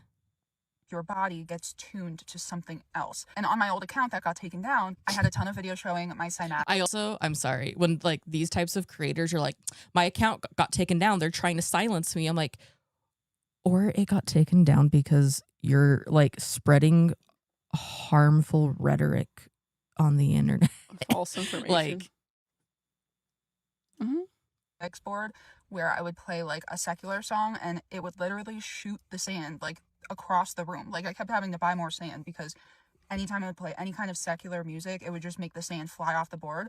And then I would play like a good worship song and it would like create these beautiful patterns. And anytime that I talk about like, oh, I heard God answer my prayer, like I can hear his voice, people make fun of me. But when I talk to those people, they're music junkies. They nonstop listen to secular music, or they're constantly watching television, or like constantly on their phone or whatever. It's the frequency of these things. I'm Oh, totally you're one of convinced that these they're trying people. to tune us Okay. away from God so that we can't hear him when he speaks to us, because he Yeah, so I've never heard it in relation to God before, so that's interesting. Yeah, like the raise your vibration. well, and you can't it's eat you can't eat junk food. Listening to songs on the radio, like listening to Halsey or Bruno Mars or Maroon 5, that's fallen angels creating that music to influence you to make it so you can't hear like God. Okay, so what is good music to listen to? Nothing? Christian Christian music. Gospel okay. music, yeah. So you can only listen to Christian music, okay?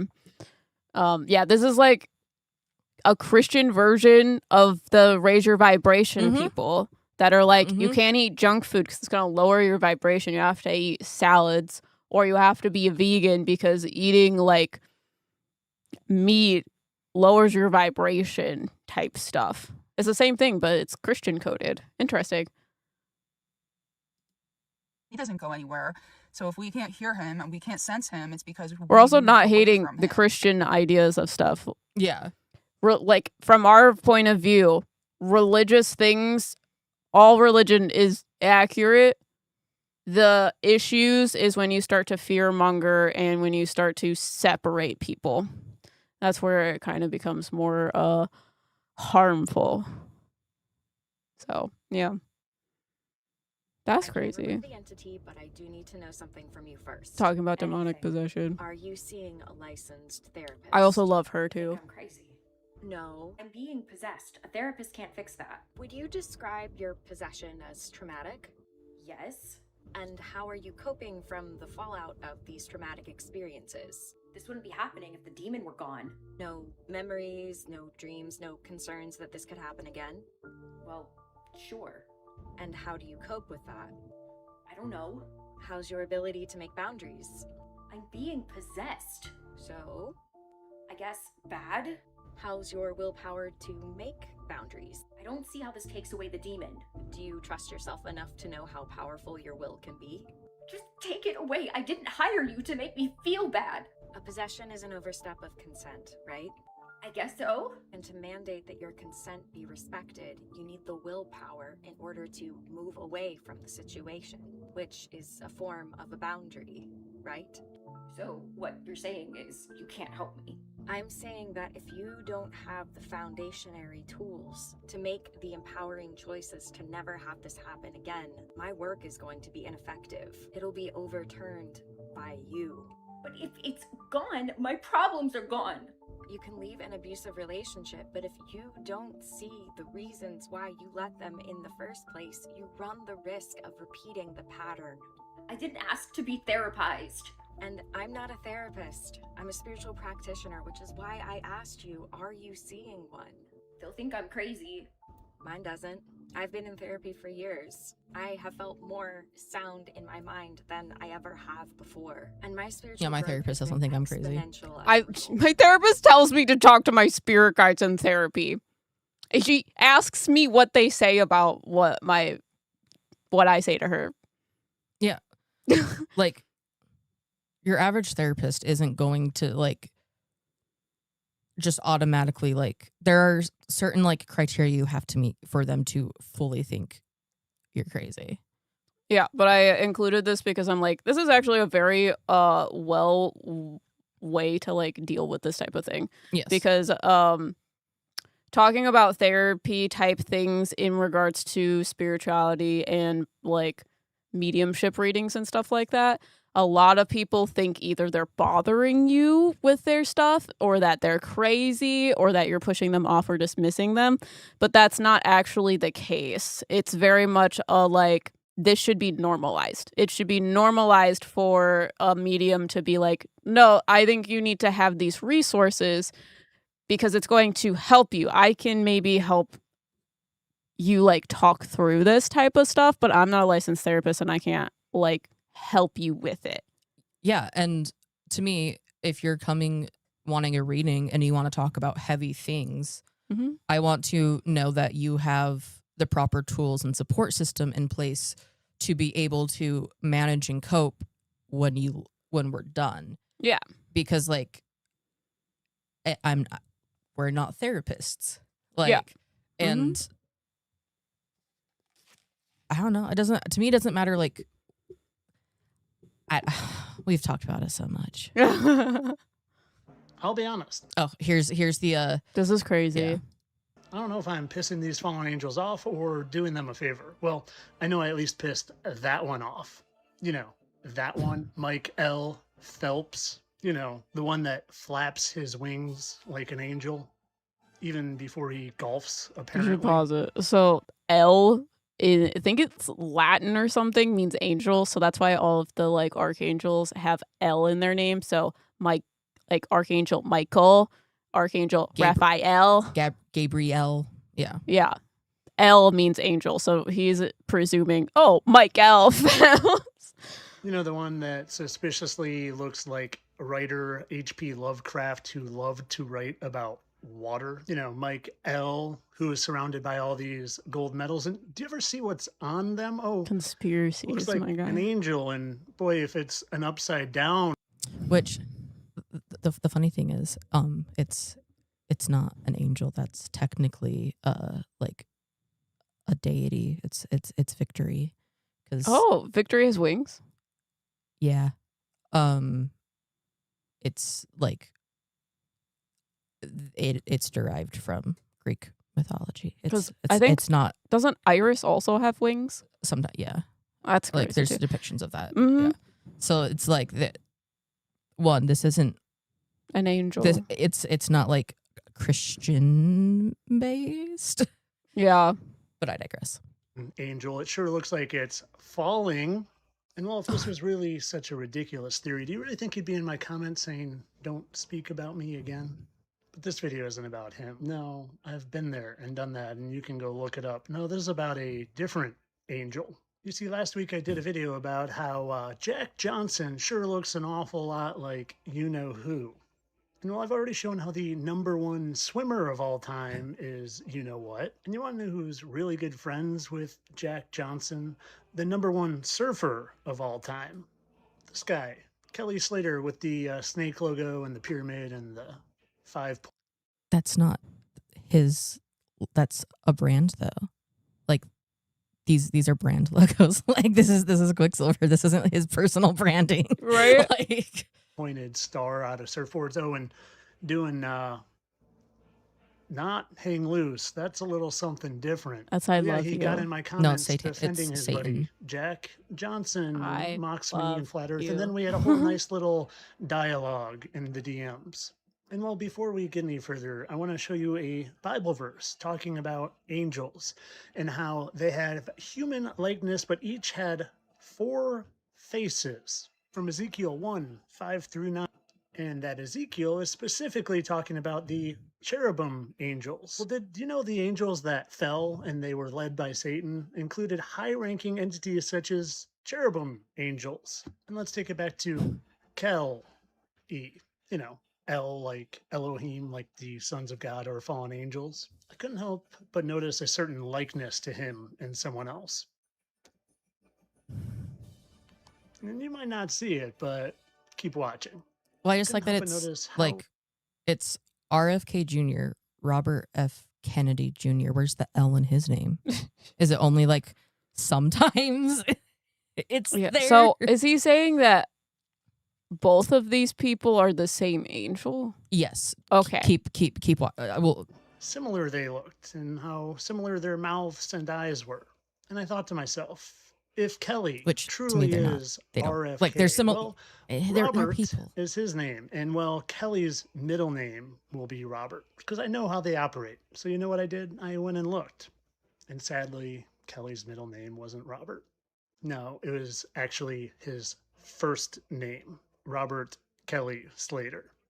So you know what I went and did then? I went and compared their younger photos. And if that's not an exact match, especially those lips, then I don't know what is. Robert, they're shapeshifters. They can look young and old like that. Time to let y'all in a little bit. Pull back the curtain so y'all ready, man, because here it goes. Hey, y'all, this is Blair. Sorry, Teddy. I mean, Robin. I mean, Blair. It was Oh just my too late God. not to use him. He's actually been pretty kind. We might go get coffee. We'll see. Why are Back we to using this one. lookalikes to Because, accuse people it's of being a funny, fallen about angel? year That's what and a I'm half ago, I saying. did a Just video wait. on this Robert over here, saying how he was being played by Mel L. Gibson. And remember how Oh my these God. cherubim angels have 4 faces? Well, 1, Oh. 2, the same There's 1 4 of and them 2. with the Where same. we have Oh. 1 and 2 and There's 3. 4 lookalike people, and they're all And the like I same said, I did a angel. video on this a year and a half ago, but back then I thought they were putting on. I see. But the thing is, the videos that I've seen of this creator, he never shows all 4. Granted, I haven't watched all of them This all the way 8-minute through. long video. Yeah, but like, Yes, but now I know better. Now I know better that when I see those 2 dots, see 1, 2, it's hairy there, but there's 2. Kind of What are just we like looking at? I don't want to 1, know. 2 right there, and then there's a little spattering of I think I also 3 see there. Sasquatch. I'm sorry. Kind of like, wait for it. 1, What are 2, we 3. doing? Spattering Is this of someone's 3. arm? Spattering of 3, and This is so whose arm would weird. that be? Well, arm. Oh my gosh, it's so RFK weird. and Mel. Well, It's when you actually like look at pretty common for people Mel's to have like little doppelgangers scar here, right angled from his on belly the button, that earth. looks There's kind of only like a so mushroom. many You see that, things like that a could be stem different. here, and then the mushroom.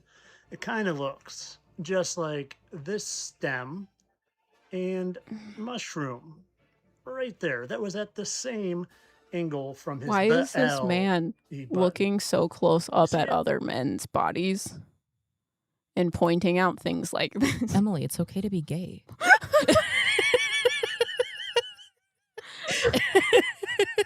Well, my I'm just favorite saying, this thing- is so weird. My favorite thing is like, Right there. there's like, this isn't a nipple because we saw his nipples up higher, unfortunately. Yeah, But like, that's not there. That doesn't match, And right? there. Take a good look.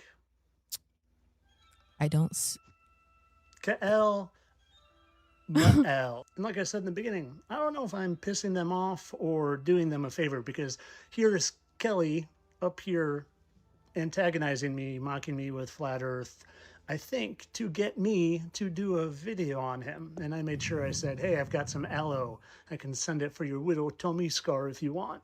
Like that, my friends. This is so And you want to weird. see my favorite yeah, I think part? he's Well, have you ever also a seen flat earther.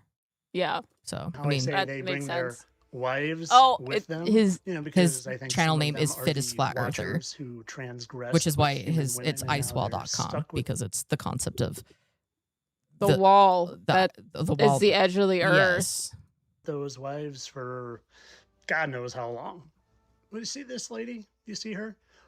Well, that's actually 2 ladies that I spliced together. You can hardly tell. No, you can very very much tell. You Exact can't match. even tell. Wouldn't you say? Okay. I mean, even when I smooth over, everything's in the exact same spot. The lips. Their are the eyes same are completely size, the different eyebrows even. shapes. And hey, that's Kelly's wife. And this other one, it's Man discovers trend where white men date Asian women. And they all look the same. Mel's. Yeah, I wife. just- And would you imagine their feet were like the sole of You a can hardly calf's foot? tell as a red Have you is ever seen squished when beyond human Selena comprehension. Gomez fell, and something looked really weird with her foot. Like, I don't know, it might be shaped like a calf's hoof. Or That's not normal. She twisted Their her legs ankle. were straight. Yeah. And the soles of their feet were like hooves of a calf. or your state of That looks like perception is maybe the making best it look quarterback to ever different than it live. actually Best swimmer. is. he has so many of these types of videos. And Oh my it's gosh. insane. Like, yeah. So I'm gonna let y'all in on a secret. See, I shared the exact same one. Yes. Let's talk about contracts with demons versus contracts with angels and what is true. Oh, this is one of mine. I have one-sided beef with this person. She doesn't know I exist, but I have beef with her. Truly selling your soul. This is all about esoteric and spiritual talk. If you're not into the woo-woo, just scroll past this video. No, it's Welcome WooWoo to WooWoo Wednesday. Wednesday. We're watching the Holly WooWoo. Weird actually get their talents from contracts. Some of them do contracts with Oh, angels. Some of that's them fun. do contracts with demons. You can tell which contract it is by the frequency and the energy of their music or the acting work that they put themselves in.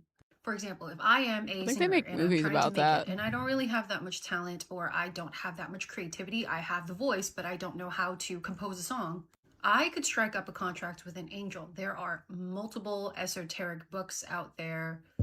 And if you can't find them, I'm pretty sure the executives in Holly Weird have access to them. In which We could honestly, if Em and I drink, we could make this a drinking game of like every time like frequency, discernment, like Yeah. some of these certain terms are used, and It makes me understand the spiritual community more. mm-hmm. Yeah, it's I don't know, like looking through these and being like, there's an entire world out there that hates music.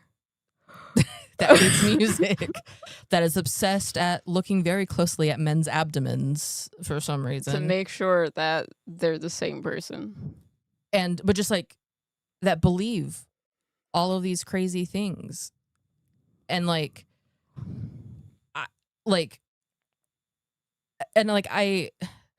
it makes me like, I understand so much more why debunkers are critical of us, because like I know that they feel how we feel watching this kind of shit. Yeah. Like, because I think like so much of this is just like crazy. Like, why are no. people thinking about this stuff? Why are we talking about attack dolphins and like dolphins Music being star demonic, seeds and all of this, and like things about Noah's Ark? Buzzword bingo. Oh, that would be so much fun because everyone could play. Dude, I could make... Because we could totally put that into Discord, too, and you guys could share pictures of your board. Oh. Who is that? Jada? Alex Jada. said buzzword bingo, Love that. and Jada was like, yeah. Both of you. Fucking love you. Love both of you. Great ideas. I think we might do some buzzword... We got some ideas for next buzzword week. bingo. Yeah. We have ideas of how to improve it. I feel like we need to get, like, conspiracy attire, like tinfoil hat type shit, like amazing. I feel like we need to dress the part for WooWoo Wednesdays. WooWoo Wednesday. I feel like you could also make merch for this. Is just the best marketing that we could thought of in a while. Like, we love it. We love that you guys are in with this. Both of you, come on. Fucking love in these it. books, you can learn how to conjure up demons or angels. Now, if I did a contract with an angel, my music, the frequency of my music is going to sound very angelic. It's going to uplift you. People say a lot of house music, especially from the mid-2000s, sound very etheric and angelic, and I truly believe that. I feel like these artists were tapped into something very high vibrational. That would be a good sound clip for that, too. We could make a shirt that says, like, the earth is as flat as my tits. That would be amazing. I would fit into that. But especially after I get top surgery, amazing. The jokes write themselves. We need to write that down. I'm busy texting it to you. I almost texted that to my dad. It's fine. Tell it to me again. Text that to your dad. You said my tits? The earth is as flat as my tits. Okay.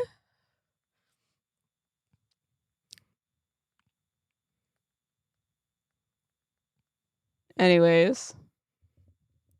Wait. I know this is just the first time that we've done WooWoo Wednesday, But I'm loving it. I love this. Lowering the vibration of my chest. Yes. Oh, I love this is great. I'm excited that this is gonna be a like regular thing. I love it. I love it. I We can definitely fucking trigger people to come in here with putting some TikToks out of this shit. Mm-hmm. Oh, there's been so many where I'm like, this will do numbers. Contract through the music. Now, on the other hand, demonic contracts in which they get talents from demons, the music will feel very dense, almost like a bass, like a drum.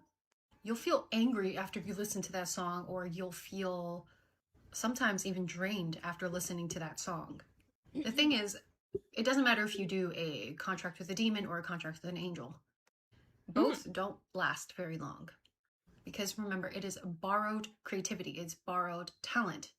Have you ever listened to an artist where, you know, their work years ago was amazing, and then now you look at their work and it's just like, what happened to you?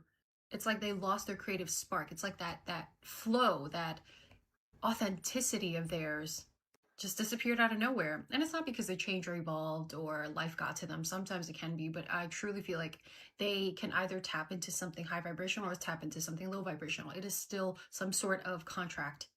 Now, in terms of selling your soul, for example, like I said, you strike up contracts. Most of the time when we hear selling your soul, it's striking up a contract with demonic entities.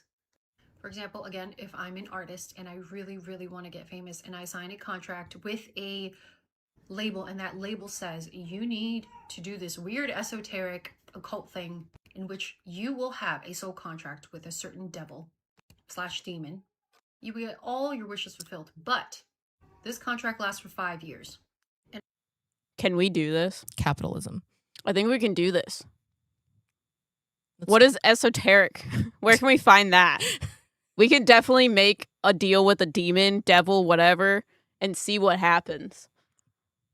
Because I'm like, what are you talking about? People are doing this? If this is a thing, why aren't more people doing this? Oh, this one's weird too. I have a theory.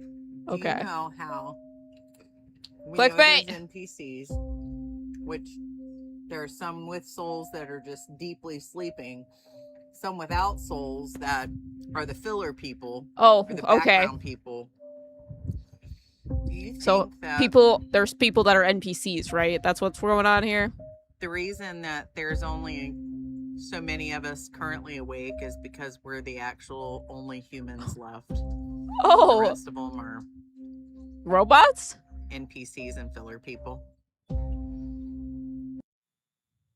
So which one of you guys are main characters and which one of you are NPCs? Because I would like to be an NPC, I think.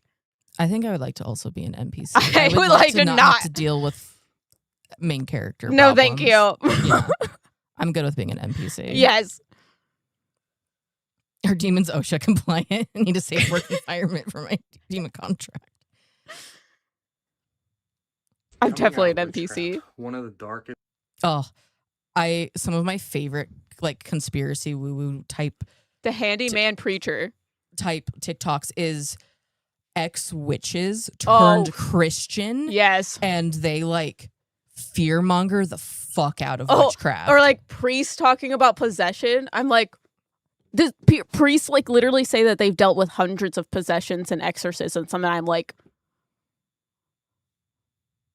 where? Why are you sharing? I want to know what that's like.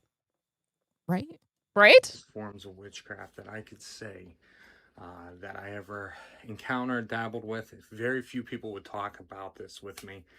And in my opinion, it is the most evil form of any witchcraft. A lot of people say, well, is it blood magic? Is it dark magic? Is it, hurtful spells, controlling spells?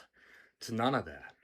If you never heard of Chronos magic, time magic, magic that uses music and time to completely change everything around you at any He's given giving me second. ideas. People think this stuff's a joke, and you probably never even heard of it. Coming into ministry, I want to warn you all about this type of stuff because it's being performed on you. You have no idea. There's a verse in Revelations that talks about Of course, these it's always things coming Revelations. out, and at the end time, Yeah, you'll it's see. always Revelations or Enoch or Book of Enoch. Revelations or Enoch. Revelations is the apocalypse. Yeah. I don't know what Enoch is. That's not Noah's Ark. Revelations is Noah's Ark, right? I don't You're remember. asking the I know ex-Mormon. I know Four Horsemen. Four Horsemen is Book of Revelation, right? Yes, Is Noah in there too? Does anyone know? I think Noah's different. Is Noah Enoch? Where is Noah's Ark? Because people talk about Noah's Ark a fucking lot.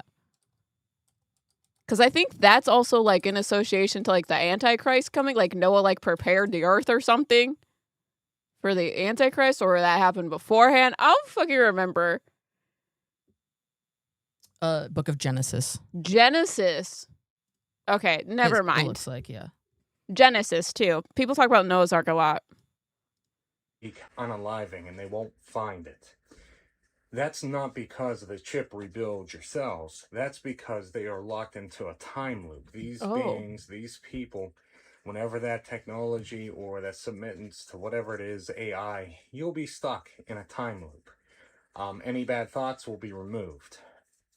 You got to understand something about Kronos magic and that type of stuff is the understanding that it uses a lot of music memories to lock you back in, because most of our lives are consumed with music. Music does something to the brain, and if you study music and you know the origin, per se, Christian origin of music, you'll know it was Lucifer. What's up, Dade? He didn't create it. But when you understand music at its basis, it's all about keeping time.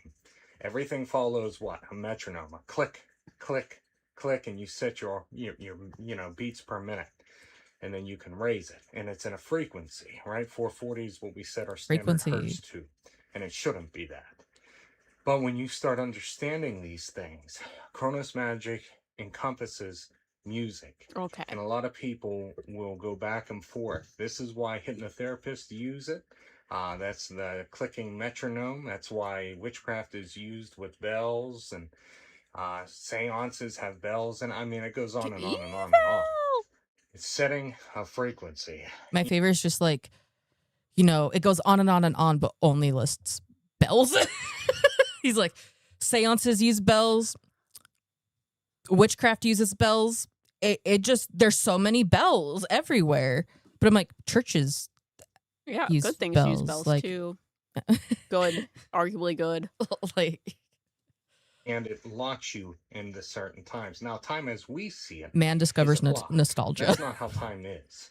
Time is seasons. We're outside of time, per se, and so is God. This is just a cycle. We're more cycles than we are seconds. And if you don't believe me, men can manipulate time. But the angelic, demonic can manipulate literal past, present, future.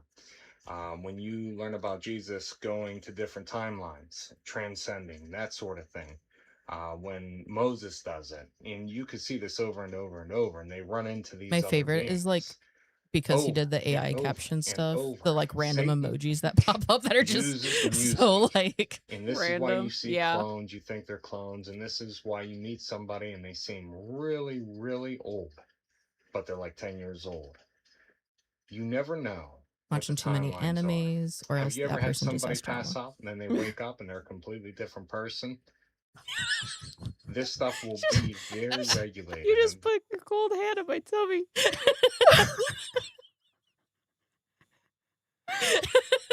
Sorry. Anyways, That was a demon. I have no idea what that guy's talking about. However, he did give me some good ideas for some witchcraft stuff. That's why I saved that one. Because I'm like, oh, we can work with Kronos and put fucking spells and words and like music shit. So when we play a certain song or put something in our name, we can fuck shit up. Dude, I think I might just be a baneful witch. That just seems like so much more fun. It's either chaos or baneful or both. I think both. I think both. Sent into your life that was supposed to stress you out and put you through so much that you offed yourself. But now they have to go back and tell their leader that they failed. This chosen life is crazy. Whoever this demon was that was put on assignment to destroy your life, they failed miserably. And you know, once you fail an assignment, when you're on the evil side, you gotta pay that debt. And those spiritual debts cost Mission way failed. more than a monetary debt would ever cost. The chosen one is one of the most potent sacrifices there is. If they would have got you to off yourself, the reward would have been unimaginable. But since you're still here to tell your story, tell the truth, you didn't even let your circumstances turn you bitter. They are being punished by their leader, and they're being tormented even more by the demons that they already had. Coming up against the chosen one costs a lot spiritually. It'll never work out. The amount of people in the comments are like, my ex-husband, my daughter's father. Like, they're talking about like literal people, not like metaphorically demons. Like literal people in your life are actually demonic, trying to get you to unalive yourself Your life. Oh my god. for some sort of gain. Insane to me. Like, I don't have words. Yeah, that is truly how I feel like that's what most of mine are. Just like, To me that feels very exploitive and what do I want to say, dismissive of the situation. We're like not actually acknowledging what had gone on in people's lives. It's just a demon that now is getting their debt paid. I'm like, okay, therapy? I'm glad you're still here, but go to therapy. Anyways, start it over. Possessed and not even know it. You still can be possessed and not even know it. Oh. Yes. Oh. Experienced it. Yeah. What? Until the demon was cast out of me during my conversion, I did not know it was even there. But that's the thing about Satan. He's so tricky with it that he'll make you believe that's you. You got to be able to detach yourself from who you are and what you think, because everything you think is not your thoughts. No. But we have a tendency to claim every thought that we're thinking, because guess what? I'm thinking it. So it must be, that must be my thoughts. And no, Satan will still put implants into your mind to think you thinking one thing, and that's really not from you. Yes, one of the greatest trick that the devil played, and it's been quoted so many times, is that, to convince the world that he does not exist. Yes. And once they get people to believe that they don't exist, free game for them, basically. So deception is like one of the main thing that the enemy plays. Yes. But then when we expose that onto the light, that's why repentance is so powerful. That's why confession is so powerful. Because that's why therapy is so powerful. We hide in the dark has power over us, but whenever we bring it over the light, loses its grip. You still can. Yeah. We're also still denying the fact that mental health plays a factor in people's lives, and we are just calling it demonic activity. Yep. What he's describing sounds like dissociation. I'm with unholy presence. Like, very fitting, truly. That your username, just I'm always like, I fucking love it. It's amazing. fantastic. But yeah, like, stop doing that. And I feel like there's like it's not like exactly like the same as this, but I feel like there's a lot of comparison, like similarities in like the paranormal, like like souls who struggled with like mental health or anything. Like there's a lot of like, oh, maybe they're actually a demon, or it was this. Like it's taking away, like it's literally demonizing yeah, but other issues. This is so harmful because I'm like, that puts a lot of shame into this person of like, oh, I got possessed by a demon and who I was before was so bad that it was not me. I can't even like accept and acknowledge that I was that bad off. That just wasn't me. I just wasn't in my body. Someone else was. Like, no, something bad happened to you when your body dissociated. And it's still affecting you. Oh, this one's Earth from above. Now, if I was on Earth, I would absolutely smash it because the mechanics are so simple. Identity shapes behavior and perception shapes reality. That's the whole framework. Well, of course you're going to think that because you're watching from the outside. Well, what difference does that make? You're forgetting they literally don't remember it's a game. Wait, what? Well, yeah, they're born straight into their avatar, memory wiped, perception lenses installed, then you throw in family beliefs, cultural scripts, fear responses, the lot. And the cherry on top is that they literally think the voices in their head is them. So what you're telling me is that they're navigating blind. Mostly, yeah, but still, eventually they'll figure it out, right? Well, here's where it gets interesting. So, thousands of years ago, certain humans started to see a pattern, right? They noticed that belief moves behavior, fear maintains order, reward reinforces loyalty. So, they basically understood that the real power was psychological. Oh, amazing. They cracked the code. Wait, but why are they still living like that? Cracked it, sure. Shared it? Absolutely the fuck not. That's dark. Why? Because if everyone realizes that the key is internal, then hierarchy collapses and you can't control people who know their worth isn't negotiable. So what do? Well, they built structures that redirect attention outwards. So think entire economic systems tying survival to money, social systems tying value to status, and cultural narratives tying morality to obedience. That means the average player spends their whole life chasing external validation. So instead of discovering their internal power, they spend decades trying to prove themselves to systems that were never meant to validate them. That is fucking calculated. I'm telling ya. And the genius part is it arrives through the people that they trust the most. Elaborate. Well, parents teach their children the same fears, teachers reward compliance, employers reward burnout, and the media amplifies comparison. So the players essentially end up passing down the mental cage themselves, thinking that it's normal. So if the system sustains itself without anyone ever realizing, then that just means the game is rigged and there's no way out. No, but there is. Remember, it's only effective on players that never question the lens. So if someone realizes the key is internal, the structure loses leverage. Yeah, I would absolutely smash it. Smash it? That's what they all say. I'm telling you. This goes again more into like the law of attraction stuff. Well, and I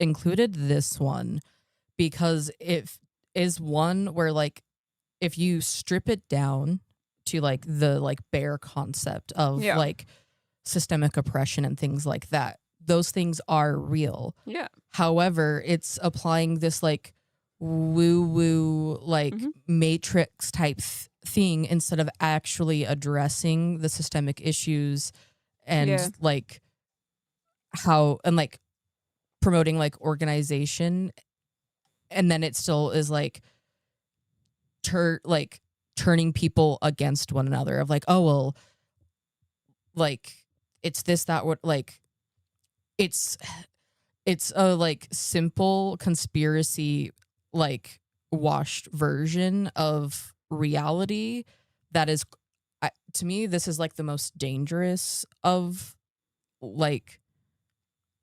conspirituality type things, because I feel like something like this is a little bit easier to be like, oh well, like she's right, there are systemic issues, there are these things like it's more subtle, but this is what like leads people down the more conspiracy things. Like it's not as like overt like some of the previous ones I've put in that are like really out there, but it's still like it's still that like balance of power type thing. So yes, you can be oppressed, but changing the way you think is not going to change that much. Yeah. So it's one of those things where like there are things that are mentioned that are not inherently wrong.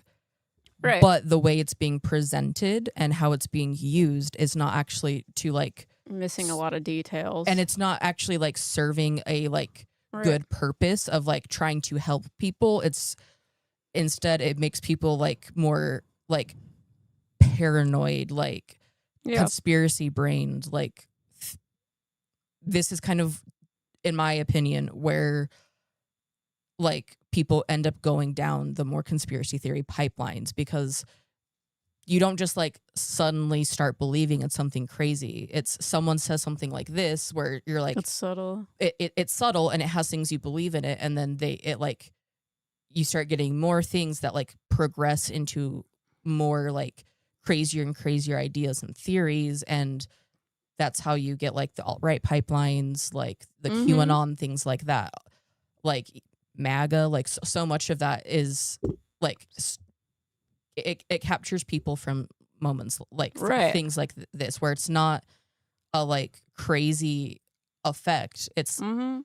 she's talking about systems that like are there that are causing like issues, but it's not being talked about in like what I think is an appropriate way. Right. Mhm. I agree with that. Yeah, that's why I included this one Uh-huh. because I was like, Huh. it's an interest. It's especially like after Subtle. watching like other ones that are more out there. Mhm. Like Alex was like, like I think there were points that were decent. I'm like, yeah, Mhm. that to me is why it's That's how you scary get because I ya. got this in my For You page on this alt account with all of these other ones that I included. Right. So like It leads you down the Mhm. path. Like algorithms know how to get you. So anyways. Yeah. I'm a psychic medium, and here are some things I I love know to him. be true. Spirits do not mess with people who are owning their energy. He's the rage bait. The truth is, they just don't. I Everything has to be figured. operating outside of the center of their authority for interference to happen. They have to be fragmented, spread thin, and have no idea what's going on. And here's the deal: most of us are trained to be that way. The spirit world can't mess with you unless you allow it to, and that's the important truth. And this is not to be ugly, but when your energy is coherent, there's nothing to attach to. Spirits don't overpower humans; they respond to vacancy. And again, hear me when I say vacancy is not weakness. No one's calling anyone weak. It just means you're not fully like inhabiting yourself, embodied, if you will. You're not fully owning your energy. This is why escapism is literally the root of most paranormal issues, any form of it. Video games, substances, food, any spirits don't bother people who are home in themselves, who are settled, coherent. And that's what I know to be true. I'm a Boundaries, my guy. But I a lot of the things he says, well, the reason why I say he's rage baity is he says them with no like with absolute certainty, but like there's no complexities put into it. Mhm. So like if you take this and put it into a physical sense, you don't need to talk to every single person you see as a human being. So like you go to a restaurant, you don't need to say hi to every single person sitting at the table. But you do see them. Exactly. That's why it's more so about boundaries with the psychic mediums of like, even though you see a spirit doesn't mean you need to go talk to them. You know what I mean? You don't need to go interrupt someone's dinner and be like, hello, my name is Emily. Did you know that your dead dog is in purgatory? Yeah. It's boundaries. Your frequency got too high. Oh. And you became a homebody that stopped playing these social games. Nowadays, you gotta mentally prepare yourself before you go outside to deal with humans because you have become very sensitive to energy and you no longer want to play these social games that people play. You no longer want to have small talk. You no longer want to keep up appearances. The social hierarchy has been thrown out the window. All of that stuff exhausts you. And because of that, you have become a homebody where you love staying at your place. When prior, you probably like going out, like being with your friends. But now society is just way too much for you to handle. It's kind of like that one SpongeBob episode where SpongeBob was running through the perfume aisle. That's how you are. I'm going to put the clip right here. Right here. Okay, so this is you mentally preparing yourself to go outside to deal with humans. And when you start going out there, this is you trying to avoid the fake conversations, the manipulation, the people trying to gaslight you. And this is where you just give up. Oh, I have things to say about this. Okay. Tell me your thoughts because I have opinions about this as well. Goes into people's concepts of ego death as well as spiritual awakenings. Where once you go through this said spiritual awakening, people claimed that you just start not being able to relate to people around you because you are seeing behind the curtain and no one else understands. See, and to me, this pushes a lot of like and validates a lot of like isolation and disconnection from humans. Interesting. And from communities. Yeah. Because this is a more mild one, but there's a lot of things like that. And it's adjacent to like star seeds of like you're different. You feel like you don't belong because you're at a higher frequency, and it's these other people who are bad and lower. Like so you're going into starseed stuff. I see. This is like because the frequency's too high. That I get you. Yeah, because like some of those like feelings, I'm like, I have social anxiety. I don't love going out and being around people. I'm autistic. A lot of people can relate to this. I'm autistic. Like it can be mentally draining, but that doesn't mean that I'm like this higher frequency and like I just operate different. It's just, again, it's normal human behavior. And this is another one that's more subtle, but I've seen like more extreme versions of this that get like. Also, Alex being like, I don't know if this is a hot take, but true awakening draws you closer to humans, not further away from them. However, what people associate with a spiritual awakening, I think, is more they're going through a huge life change and they're outgrowing the people around them. Sorry, I'm trying to see where we're at. Yeah. We don't have to finish. Oh, that was the last one. That was the last one. I felt like that was the last one. So I was like, I'm pretty sure that's the last one that put. Can I also say I didn't mean to write Herschel, but I did. Funny. We're watching The Walking Dead. We're watching The Walking Dead, and now I need a dog named Herschel because I love him. And his name is amazing. But yeah, some of the last ones I put are more subtle ones that aren't necessarily like over the top. But that's why I feel like it's also important to show those to be like more like subtle ways of saying things that if you're not like aware of how extreme things can get, it can lead you down a like pipeline. Yeah, it can lead you down a path that is like further isolating you and like escalating. Not all of, because like the last few, like the last three, I'd say aren't necessarily like, they're not like inherently bad. Yeah. The medium dude, like that the rage baiting one, not really him, the other He's two. not really going into conspiracy theories. Yeah, but like and even the last one's not necessarily like conspiracy theory per se, but it starts to delve into that realm, and having an account that is dedicated to this type of content, it becomes very apparent like what it looks what's like. happening. Yeah, and like how people get led down these like toxic ideologies very subtly to go into like starseeds, which is like a result of like white supremacy and whatnot. Yeah. So what did you guys think? Did you enjoy? Do you like WooWoo Wednesday? Will be here next week. We'll have more things set up.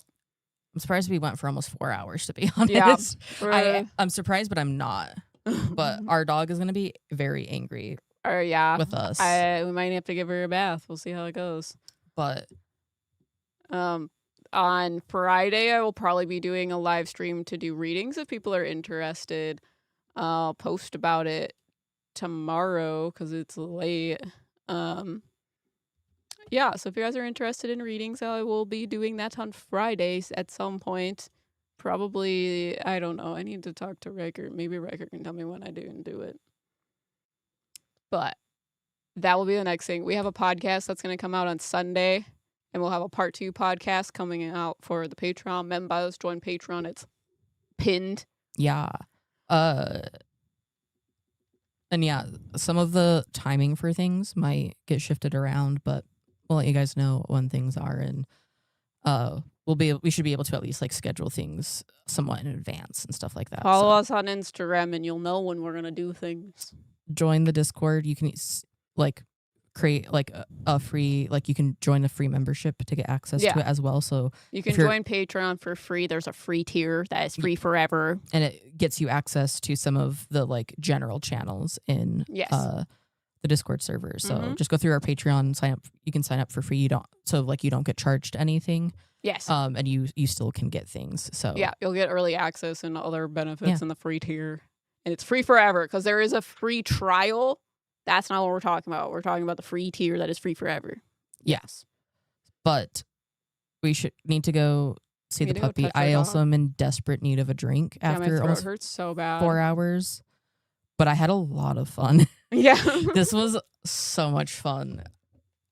We're gonna keep doing this for Yeah. sure because Mhm. it was great. But She knows that we're talking about her. She's barking up there. oh, is she barking? Mhm. But oh yeah, I can hear her. I took off the headphones, so now I can. Why is the ending now? Oh, okay. Black Void, near death experience again. That one's not set up yet. Apparently, but I was gonna move to the ending screen, but it ruined it. So, anyways, This is awkward. We're gonna go take care of our dog. good night. Hope you get abducted by aliens.